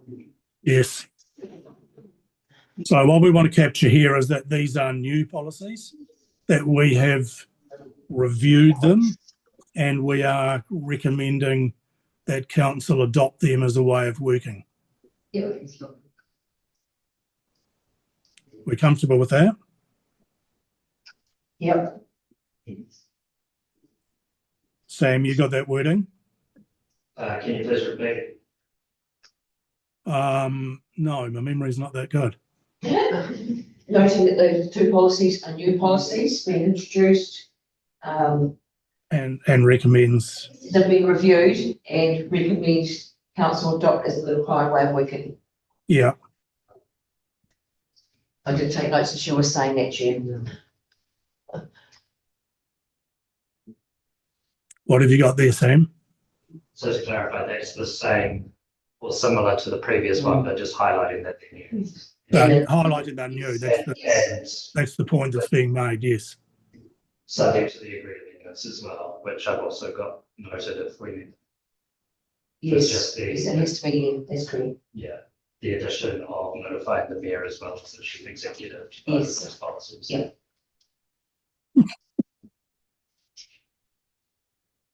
Okay, are we comfortable with the wording that we've got in front of us? Sam, I'll just get you to read it out one more time slowly. So the committee has reviewed the new policies and recommends them to council. Did you want to add for adoption or implementation, or are we just keeping it as the required way of working, subject to the agreed amendments, which is the addition of the mayor to be notified as well as the chief executive.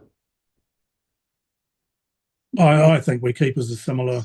What the point we're making here is that these are two new policies, and we're putting these forward as a required way of working. So the back end of the discussion will be the same.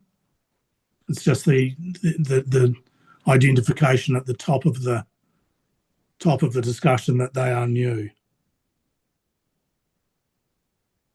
And I think take out the specific amendments, Sam, because there's four, is it four? There's some typos. There's some typos and there's over four amendments, so just put amendments, agreed amendments. So the committee has reviewed the new policies and recommends them to council as the required way of working, subject to the agreed. Yes. Yeah. I'm happy with that, but yeah, Carol? Yeah. Councillor Mackenzie, you as well?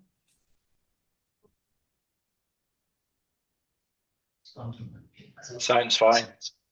Fine. Right. With that in mind, do we have a mover? Councillor Martin moved. I will second from the chair. All in favour? Aye. Those against?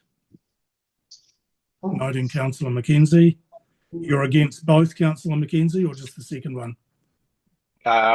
I think both, only because the pertinent facts to make the determination on the policies aren't there yet. Sure. If they come there by the time it gets to council, then I might change my mind. Thank you. What's the date of the council meeting that this is likely to go to?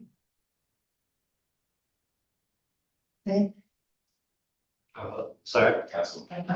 Is it the next one? the Is date it? of council is the 27th. 27th of this month. Oh, August. It's August. No. Okay. Right, we haven't put that, have we? No, they could. So all in favour? Oh, yes, we did. Sorry, because Councillor Mackenzie, you voted against. Sorry about that. So that is the end of that part of the meeting. It's now 11:13. Stephen, you've got your team coming at 11:30. So can I suggest, and that is in committee? Yes. No, it's It is it? isn't it? I think. Yeah. Yeah. Yes, it is. Oh, wait. No, it's not. It's No, public. it's not. It's in Yeah, public. yeah. It's in public. It's in public. Yes. So can I suggest we break until just before 11:30 and we come back for the presentation from Pricewaterhouse and also the work that Stephen wants to run through on the Treasury policy. Everyone comfortable with that? Rightio. See you all in 10 minutes. It's on apologies. Give us guidance about Treasury. So I'll hand over to Brett and Raj. We've asked them to do a brief kind of presentation on what PwC do for us and a little bit of explanation on kind of some of the more technical sides that we have to look at. And also like to just acknowledge as well that they're actually, both of them are at a conference today and they're presenting at the conference. So they only have half an hour taking time out from their presentation to present to us before they go back to their conference. So thank you guys. I'll hand over to you. Thanks, Stephen.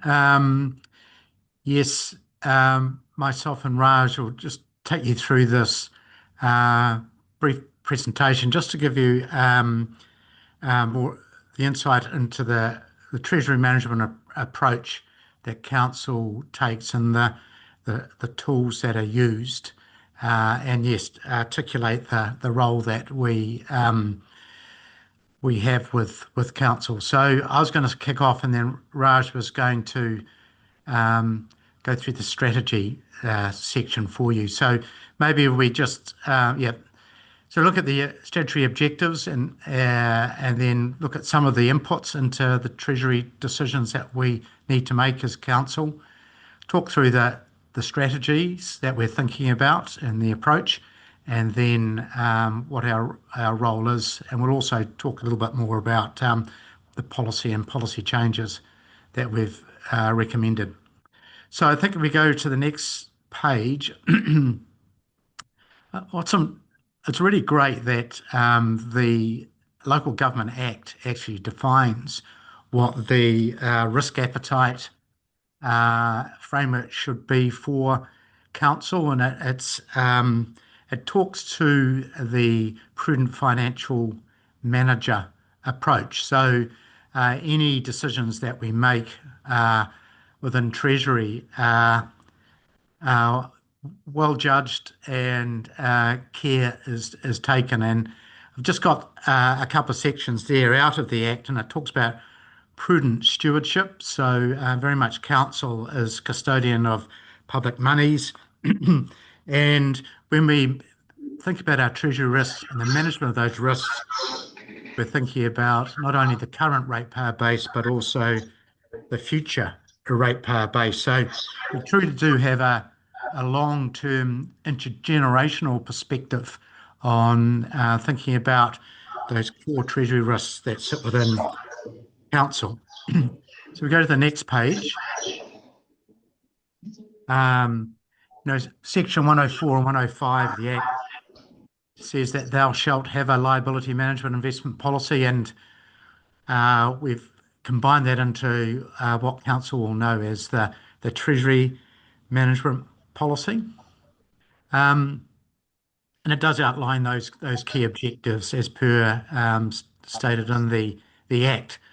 And what's also important is that the policy and the policy framework brings comfort to those stakeholders, particularly those external stakeholders to council. So the local government funding agency, where council gets most of its short-term and long-term borrowing, bank lenders, where we've got working capital facilities, obviously ratepayers, auditors, and the trustees. So these other stakeholders that take comfort in the fact that we've got a council-approved policy, a framework that's been set up under that prudent financial manager approach. So the risk framework really covers those core risks that council has got, and we have these Treasury risks because that's the natural business that council is in.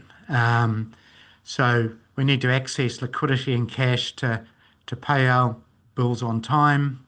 We need to access long-term debt funding, an acceptable price and term to be able to fund those intergenerational assets of council and achieve our financial strategy, particularly as we articulate that within the long-term plan. And it's approved by council, and it's the responsibility of officers to monitor and manage those risks and report those risks back to council yourselves on an ongoing basis. So that's the sort of like the core of the policy. And if we get into the detail, I sort of got a honeycomb chart here, because it really, all of these risks are not in isolation. They sort of dovetail together as forming the overriding sort of like Treasury risks of council, but very much in the centre is the prudent financial manager approach. So the risk appetite right at the centre. And if I go around clockwise, delegations, very clear in terms of who approves the policy and can approve changes to the policy. That very much sits with council, and then delegations down to chief executive and officers to implement the policy and report back. So council has got the comfort and confidence that the policy is being acted as approved. Liquidity and debt funding we've more or less talked about. We want to obviously be a good citizen and pay our creditors on time, but we also want to have the confidence that our financial strategy is achievable, and it's important to link that back to the local government funding agency financial covenants that they prescribe upon council to manage your debt capacity and your interest expense, net interest expense amounts within. And so that's an important part of the framework in the policy. We separate interest rate risk management to funding risk management, because typically we raise our debt from the LGFA on a floating rate basis. So we pay a credit margin over and above the 90-day bank bill rate, BKBM, and we manage our interest rate risk separately. So two policies defining those two different risks, but across those two policies, what we're trying to achieve is spread and smooth our risk.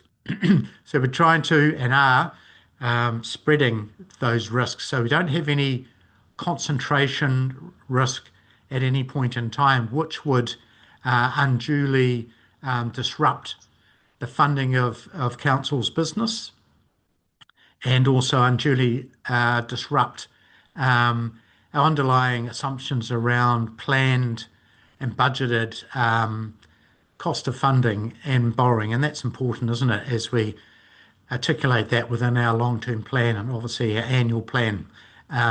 So we spread and smooth that risk. And as we know, when we have financial market disruptions, whether it be COVID or global financial crisis, these events are external to New Zealand, but we do fund from ultimately the global markets as well as the domestic markets, and our interest rates, wholesale interest rates in New Zealand are very much impacted by what's happening offshore as well. Investments, that'll cover off not only our equity investments, but also our treasury investments when we think about treasury and liquidity management, so bank deposits and bank term deposits. The policy also covers operational risk. So that's ensuring that, we have a professional and controlled environment in which we monitor our treasury risks, manage those risks and report those risks up to council. So external stakeholders, as mentioned earlier, get the comfort, the fact that we have these controls in place, and we have the skills and experience to be able to effectively manage those treasury risks. Risks, as I say, which we naturally accrue within the business of council and are a prudent manager of those risks. Counterparty risks we touch on, because whenever we interact with a bank, particularly when we're depositing money with the bank or transacting interest rate swaps with the bank, Westpac for instance, we do assume an element of counterparty risk, and we need to manage that and diversify those risks as best as we can. So that in a honeycomb shell is the individual parts and that form your treasury management policy. We have put some changes into the policy, and this is due to just maintaining some additional flexibility at this time, particularly with the regulatory changes with local water done well. And when we think about what we're achieving around the treasury function, a key input is long-term debt forecasts, and they remain uncertain just given the change that potentially is coming up in terms of the transfer of water debt from council to Coast Waters. And we don't at this point have a final understanding of what that debt transfer mechanism will be. So debt is moving off council's balance sheet in some shape or form. For us to prepare most efficiently and effectively those policies that are requiring us to spread in risk over the medium to longer term. The risk position needs to become shorter in term because we want to have the flexibility to remove, if we so wish, debt from council's balance sheet to the new CCO as efficiently as possible. So what we've suggested in the policy is that there will be some non-compliance around funding and interest rate risk management, that that breach is accepted from because it relates specifically to local water done well, and management officers report that respectively back to council. So it'll form part of the regular Treasury reporting. And, we at PwC have built this flexibility into all of our sort of council's policies in recent reviews, just to manage the near-term uncertainty in terms of not only the amount of water debt that's transferring, but the mechanism in which it's transferring. So we suggest that as being the change in the Treasury management policy. Other than that, the policy has been working effectively, and we would suggest that will continue to work effectively post any transfer of water debt.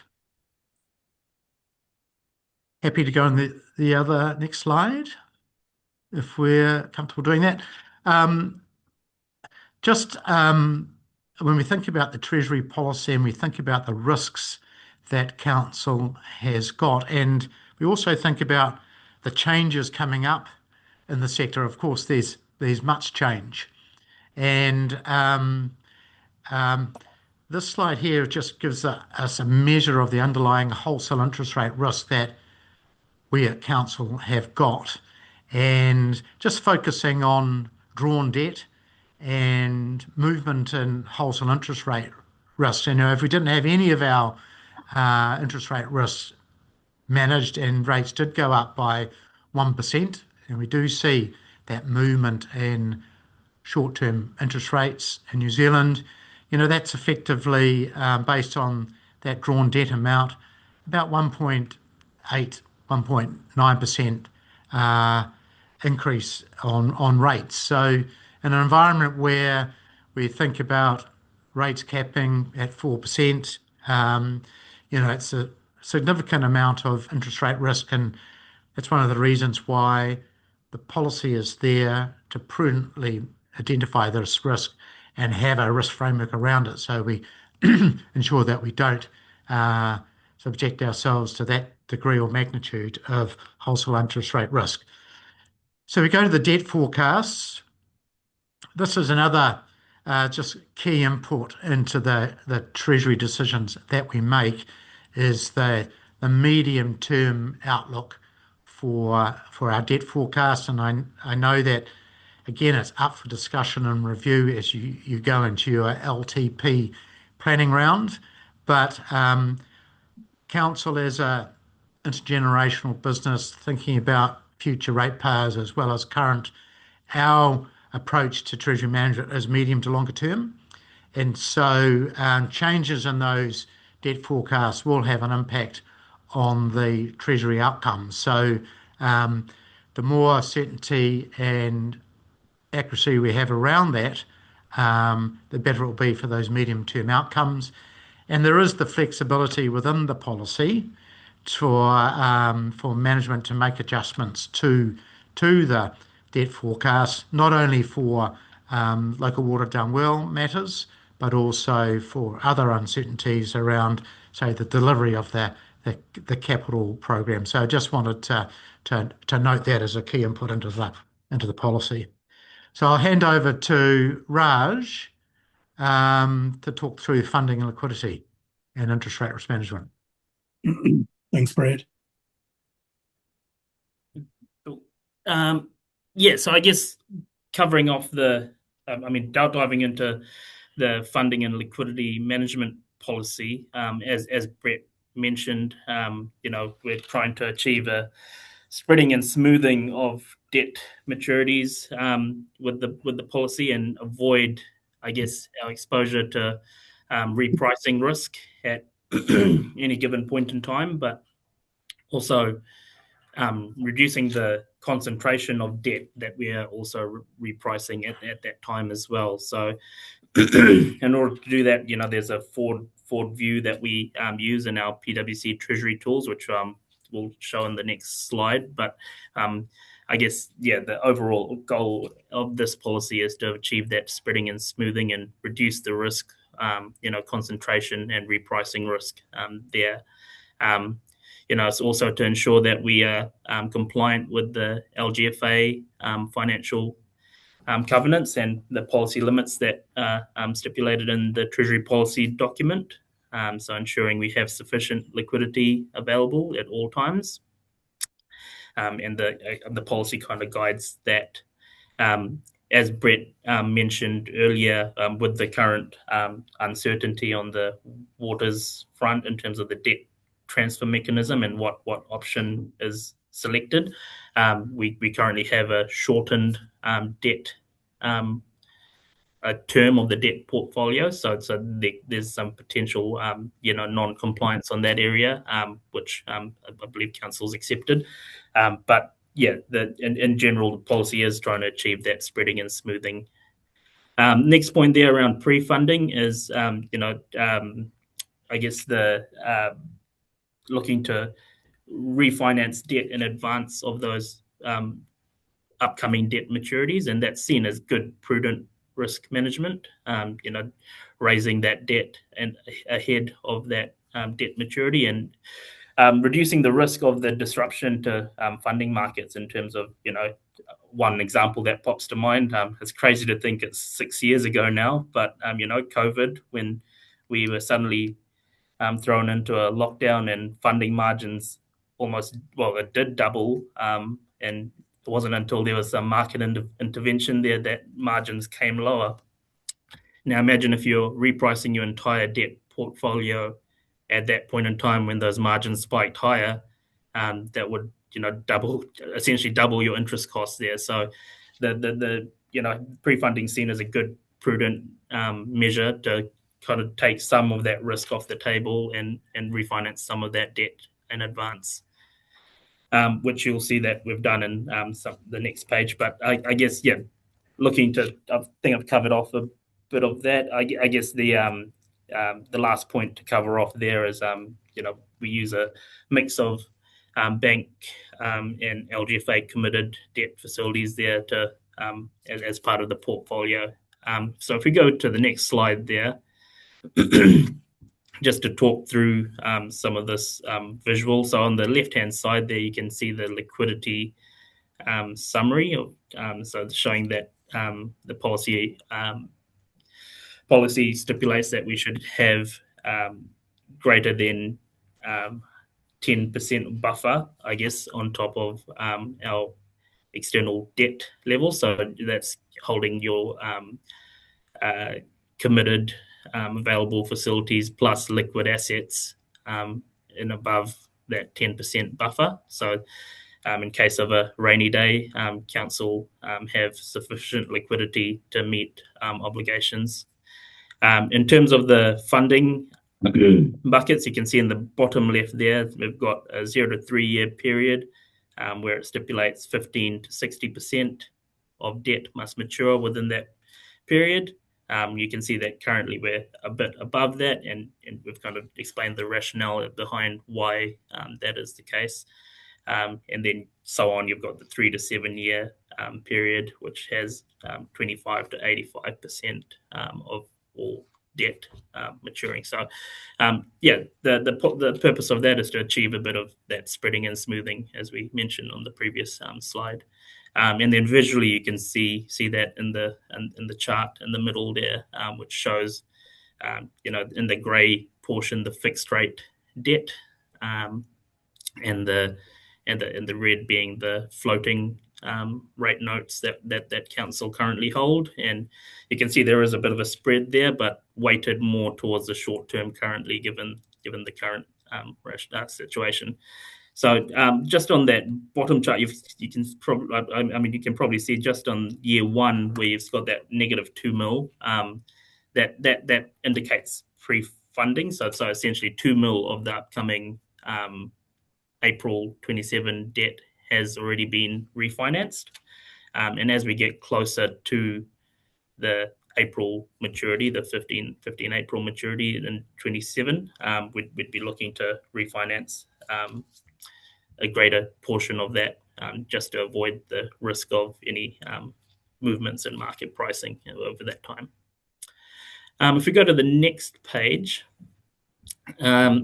yeah, so I guess the interest rate risk management piece is there to, I guess, again, spread and smooth some of the interest costs that council are exposed to.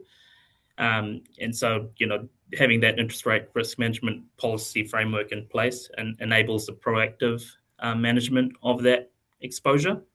And it's got more of a medium to longer term focus with, forecasted debt path, and then the policy limits applied to those forecasts that management provide.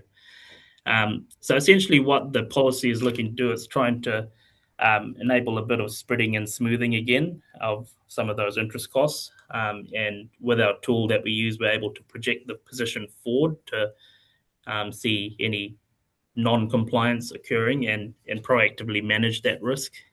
And in order to do that, you can use a mixture of fixed rate debt via the LGFA, so fixed rate bonds via the LGFA, or interest rate swaps, which is kind of, you generally look to separate the funding and liquidity risk and the interest rate risk. So yeah, the interest rate swaps are a preferred instrument, but like we said, there's a mix of that in the portfolio. So management provide the interest rate, the debt forecast, and then we use that forecast to then manage to the policy. So it's quite important. So coming back to that last point, it is important the forecast we have is accurate or is continually updated, and that's what we generally focus on when we are meeting with council on a regular basis to understand if there's any changes to the forecast, which would then impact our strategy on the interest rate front. So if we go to the next page, you can see on the chart, we'll probably focus on first that red line being the projected debt forecast. And you can see we've got the ability to have 3 scenarios in the tool, but on where we're currently using a excluding waters forecast in the tool to manage interest rate positions too.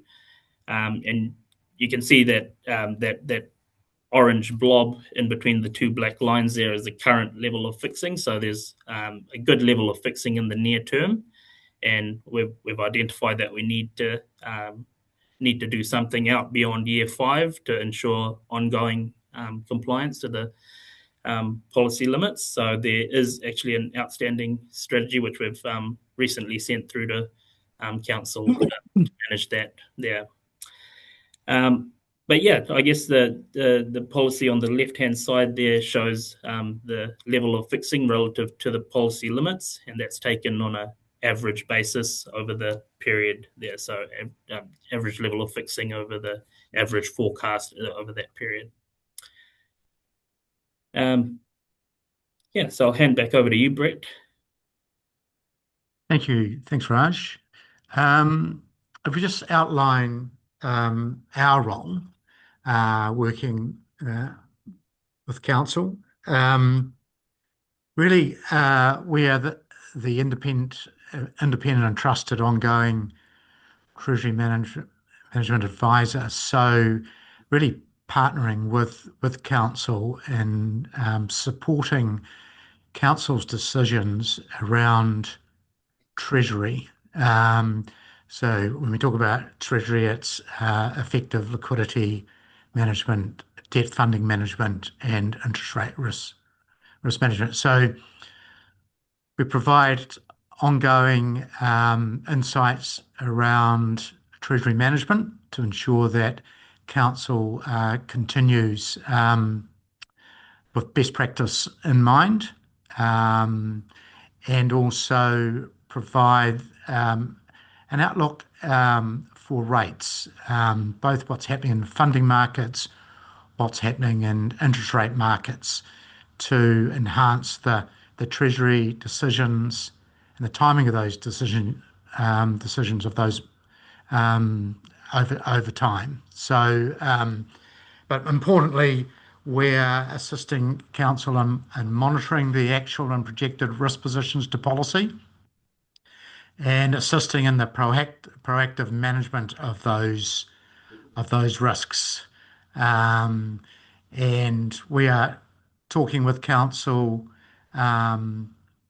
with Cody and Stephen on a monthly basis or a regular basis. So we have the discipline of the monthly meetings together, where we capture the updated Treasury information in the Treasury tool, and we review those key risk positions which will relate to liquidity risk, funding risk, interest rate risk, counterparty risk, and we discuss in those meetings and design an appropriate strategy, and also how we're going to best execute those strategies. And that may well be, as Raj mentioned, pre-funding, updating debt maturities to spread and smooth our debt refinancing risk and repricing risk. It may well be going into the interest rate markets and transacting interest rate swaps, or it may be reprofiling or changing our current profile depending on what's the optimal strategy given the level of interest rates in the market and the shape of the interest rate curve. And typically we would be following up our discussion around the strategy with a memo that formalises what our liquidity strategy recommendation is, or our funding or interest rate risk management strategy is. So there's a paper trail of those discussions and those recommendations. But it is an ongoing Treasury conversations, which does have the discipline of the monthly meetings, but we do interact within those, around those meetings as well as need requires. And yes, reviewing the Treasury policy and keeping up to date the Treasury tool, enhancing the Treasury tool as we go along as well. Any enhances that other councils want to make to the Treasury tool, we will sort of implement that for Council as well. So Council shares in that. And also, look, very available to present to risk committees and to Council as well as the need requires, such as today. So we go on to the next page, which is a summary. So I just wrap it all up. Look, have confidence that Council's Treasury approach is consistent with sector and good Treasury management practice. And we proactively review our Treasury risks as not only the regulatory environment evolves, but so does the economic and financial market and involves as well. So I want you to have an appropriate level of protection at any point in time. Look, there are some uncertainties around key inputs into the Treasury strategy on an ongoing basis, and at this current point in time, case in point being close waters, and what does that mean for the Treasury position, both up to transfer and beyond transfer of the assets. So that's a key sort of focus point for us at the moment. Wherever possible, we want to adhere to Council approved policies, but we have suggested that near-term policy exception for the funding risk position and the interest rate position, as we understand what the transfer will look like. capturing, monitoring, and managing those risks, and supporting that reporting process through to council. Talked about the monthly meetings Raj and I have with Stephen and Cody, and look, Treasury's an ongoing conversation. So happy to leave it there, and very happy to obviously take questions as well if you've got time, David and the team. Brent and Raj, thank you very much. That was a very informative presentation. Around the table, do we have any questions of our presenters?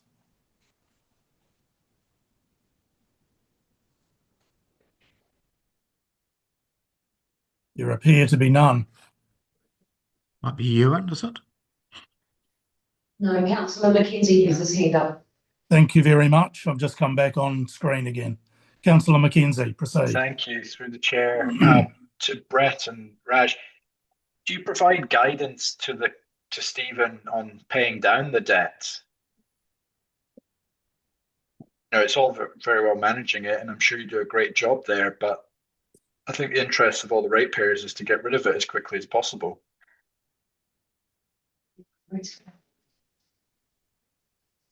I'm happy to respond to that in terms of our role.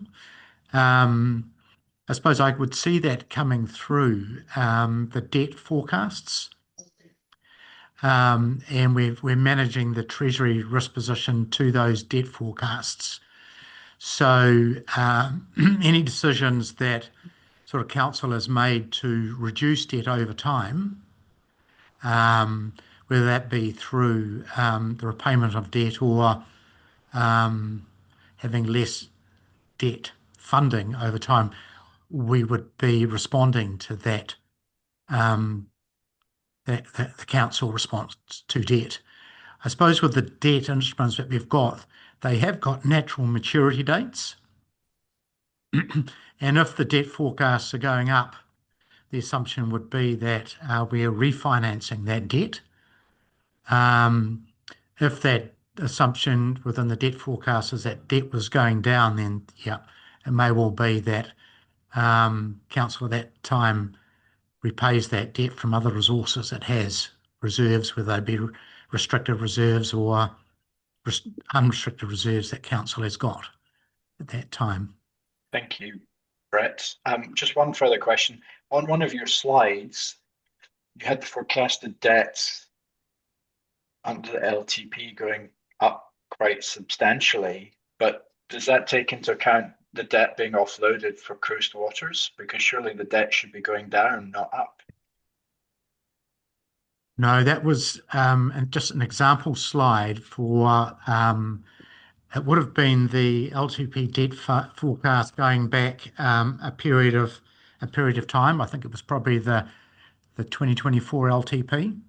So as you'll see now, in terms of the management adjusted debt forecast that we're managing ourselves to, and Raj showed in the interest rate chart, that debt is going across the page, not up. Thank you. Are there any other questions of our presenters? If not, thank you both very much. I really appreciate you taking the time out of your day to come and join us today, and look forward to the ongoing relationship between our two organisations. Thank you very much. Awesome. Thanks so much, David. Thank you, gentlemen. Bye.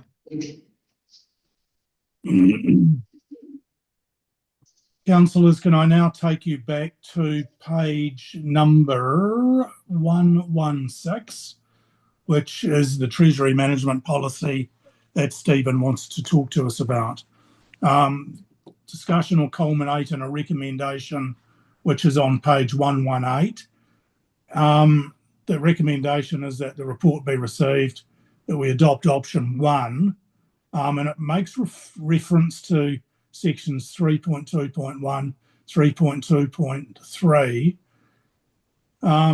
Sam, when we go to take the recommendation, can we actually transpose the wording from those two sections into the recommendation so that any future reader we'll know exactly what it is that we have done. Yeah. Right. Hey, just to let everybody know, I've got battery problems here. That's why I'm jiggling up and down at the moment. So if I disappear, it's me and my battery that's the problem. Stephen. Thank you, Chair.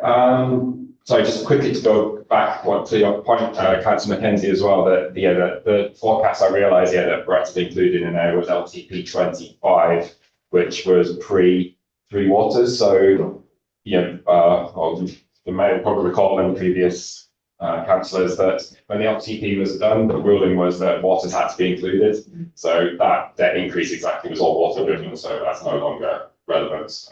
I did see that one myself as well. I think, what was that? But it's because LTP 24-25 included the waters. We weren't allowed to exclude it at that point. Just to clarify that point. So. Even though through the chair that we debated long and hard about wanting us to take it out, yes. Waters came back and insisted that we do. Sorry, just for it's still too soon. Sorry, Chair. That's okay. So I just couldn't see the numbers from the slides. So. Yeah, it did look scary though. So hopefully that was helpful having them present it, which is why I wanted them to do it before I then came onto this, because hopefully this gives you a little bit of understanding of the support that myself and the team get. So this is not something we're doing by ourselves. Although I understand this, I don't process to be an expert in it, which is why we have PwC, so they're helpful to kind of back us up, and hopefully gives you some confidence in the policies that we've got and the decisions that we're making, that it's not just me coming up with harebrained ideas, that these are backed by other professionals and that they are recommending them to other councils. So as I've said, basically this report is to do three things. One is to merge two of our policies together. So we're proposing to merge the liability management policy with the investment policy, and then call it the treasury management policy, which again, most of the councils actually have chosen to do that. It's just one less policy for us to look at. We can just look at one rather than two. We've made no significant changes to those policies, so they're being enforced, remain the same, other than the items that I've listed in the reports on page 116, which is item 3.2.1. So this is really exactly what the guys were just saying, and I mentioned earlier around the fact that we have we actually in breach of our funding risk, which is when I was saying about smoothing out, we have a whole load of loans coming together in one go, which is not ideal, but those loans are because of Coastwater loans that will be transferred. So the option would be perhaps we could choose to pre-fund, which is what Raj was talking about. But at the moment, interest rates are running higher than the loans that we currently have. So we'd have to take on a loan that would actually cost council more money. And then when those loans transferred over, we'd be left with a loan that we didn't need. So in a way, although the policy is there to warn us and we shouldn't ignore when there are warnings coming, the policy obviously can't understand that that's the situation. So we're saying this is one we think we can override and say, as long as that breach relates to Three Waters, we're putting a clause in the policy, say we will accept the breach and that I will continue to report back to risk assurance on the breach and assure you what happened. And obviously that will disappear once 1st of July, assuming the mechanism is the whole debt is transferred. So really that's one change. And then the second change you've already kind of touched on earlier, which is at 3.2.3, which is change to cancer party credit risk, which is that $10 million an increase to $15 million. And again, that's partly because of this pre-funding that we've already done, which we nothing to do with Coastwaters. We did a pre-funding, which was that $2 million that Raj was talking about. And the fact that our swaps are generating, not even expect swaps to start off negative and then move to parity, so move to neutrality. But council has actually got positive swaps at the moment, which is good because it means they're generating interest for us, but it also increases our risk because then they're worth something that then has to be added into the counterparty. So hopefully they're not too significant changes and they're clear as to why we're making them. And again, this is managed by our advisors also advising that this is the way to move forward. Thanks, Stephen. Does anybody have any questions of Stephen in respect to either A, the comments that he has just made, or secondly to the proposed amended policy itself? Through the chair, I might have you reflect in particular also because as it says in here, the controls, it puts in place the temporary control breaches relating to Three Waters as well. So it's sort of a multifaceted change really, which, yeah. So once Close Waters is done, we won't need to retract anything of the policy. It can stay in place for future means as far as what's covering us with the breaches. Yes, and then I suppose next time the policy was updated, we just remove that word and say that yes, it wouldn't be relevant anymore. Yeah. And again, this policy is reviewed as and when it's needed, but also at every LTP. So it has to be adopted at every LTP or sooner if we choose so. Right, so it's Abby doing this now. Yes. Yeah. Thank you, Councillor Mackenzie. Thank you, through the chair. Stephen, does the policy accommodate any special purpose vehicles, and is the Treasury open to using those to help fund our infrastructure? Through the chair. So at the moment, no, it doesn't. As far as I'm aware, Council's current policy is it doesn't allow us to use special purpose vehicles, just from the basis that we're not, in the business of, we're trying to do the most prudent thing with ratepayers' money that doesn't put any sort of risk. So it's quite a vanilla policy in that it really just allows us to bank money in long-term deposits, and interest rate swaps are, really not being honest, are kind of the main ways forward. So no, it's the short answer, I suppose. Thank you. Through the chair, other questions or observations? Is it, Stephen, is it something we should be considering for the future? It's something that if councils had that risk appetite, that yes, that it was prepared to accept. I mean, obviously, some of the larger councils, Christchurch has investment funds and they operate in a different way to us. I don't know whether it's something as a small council we would be able to have that appetite. I guess ultimately it would be council's decision on what its risk was as to, yes, it might be able to generate better returns, but it's obviously more exposure at the same time. Through the chair, thanks. Is it something to just jot down and keep in the back of our minds for the merger with the Grey City, because we'll be bigger then?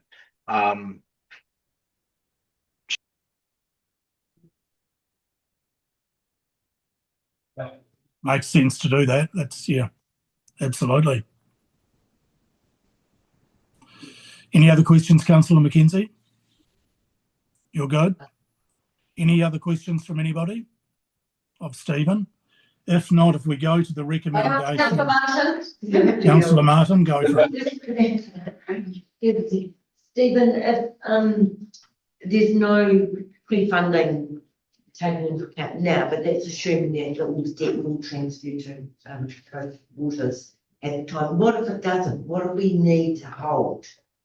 So through the chair, so yeah, we have $2 million worth of pre-funding, which doesn't cover, as I said, it's approximately 10 million is the water debt. So if the water debt doesn't transfer, the other mechanism would be that Coast Waters would pay the interest on those loans. Yeah, and then they would sit with us, and as they matured, they would just drop off council. But then the water company itself would then raise the debt to repay the loan. So that's okay. Yeah.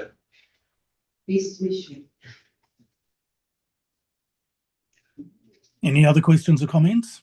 If not, there's a recommendation on the bottom of page 118.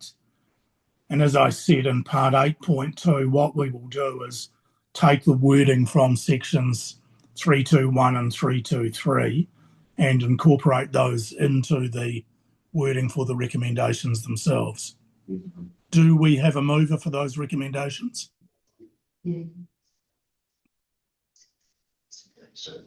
Councillor Mackenzie, yes. Thank you, Councillor Mackenzie. The seconder? Do I have a seconder? Councillor Martin? Any further discussion? If not, I'll put that recommendation. All those in favour will say aye. Aye. Aye. Aye, and against, carried. Thank you very much. So we've had a fairly lengthy meeting so far. I'm looking at the work we've still got to do. So anybody looking at their clock, I'd suggest we're probably going to be here till around 1:45, 2 o'clock, and then we should be finished. Next matter. Chair, Yes, Chair, the quarterly report, Stephen's quarterly report from the Chief Financial Officer will still need to be received. you're absolutely correct. I knew there was something. Give us the page reference, Stephen. 15. Thank you. 15 to 42. Yep.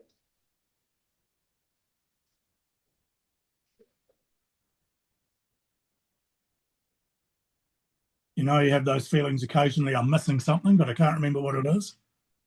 That was what it is. 42, 15. So the recommendations are on page 17. Do we have a mover for those recommendations? Happy to move. Your worship, I will second. Any further discussion? There is none. All in favour say aye. Against, carried. And we are now finished the business of the public meeting. So we have a recommendation to go into public excluded. I'm happy to move that. Do I have a seconder? Councillor Mackenzie. All in favour say aye. Aye. Against, carried.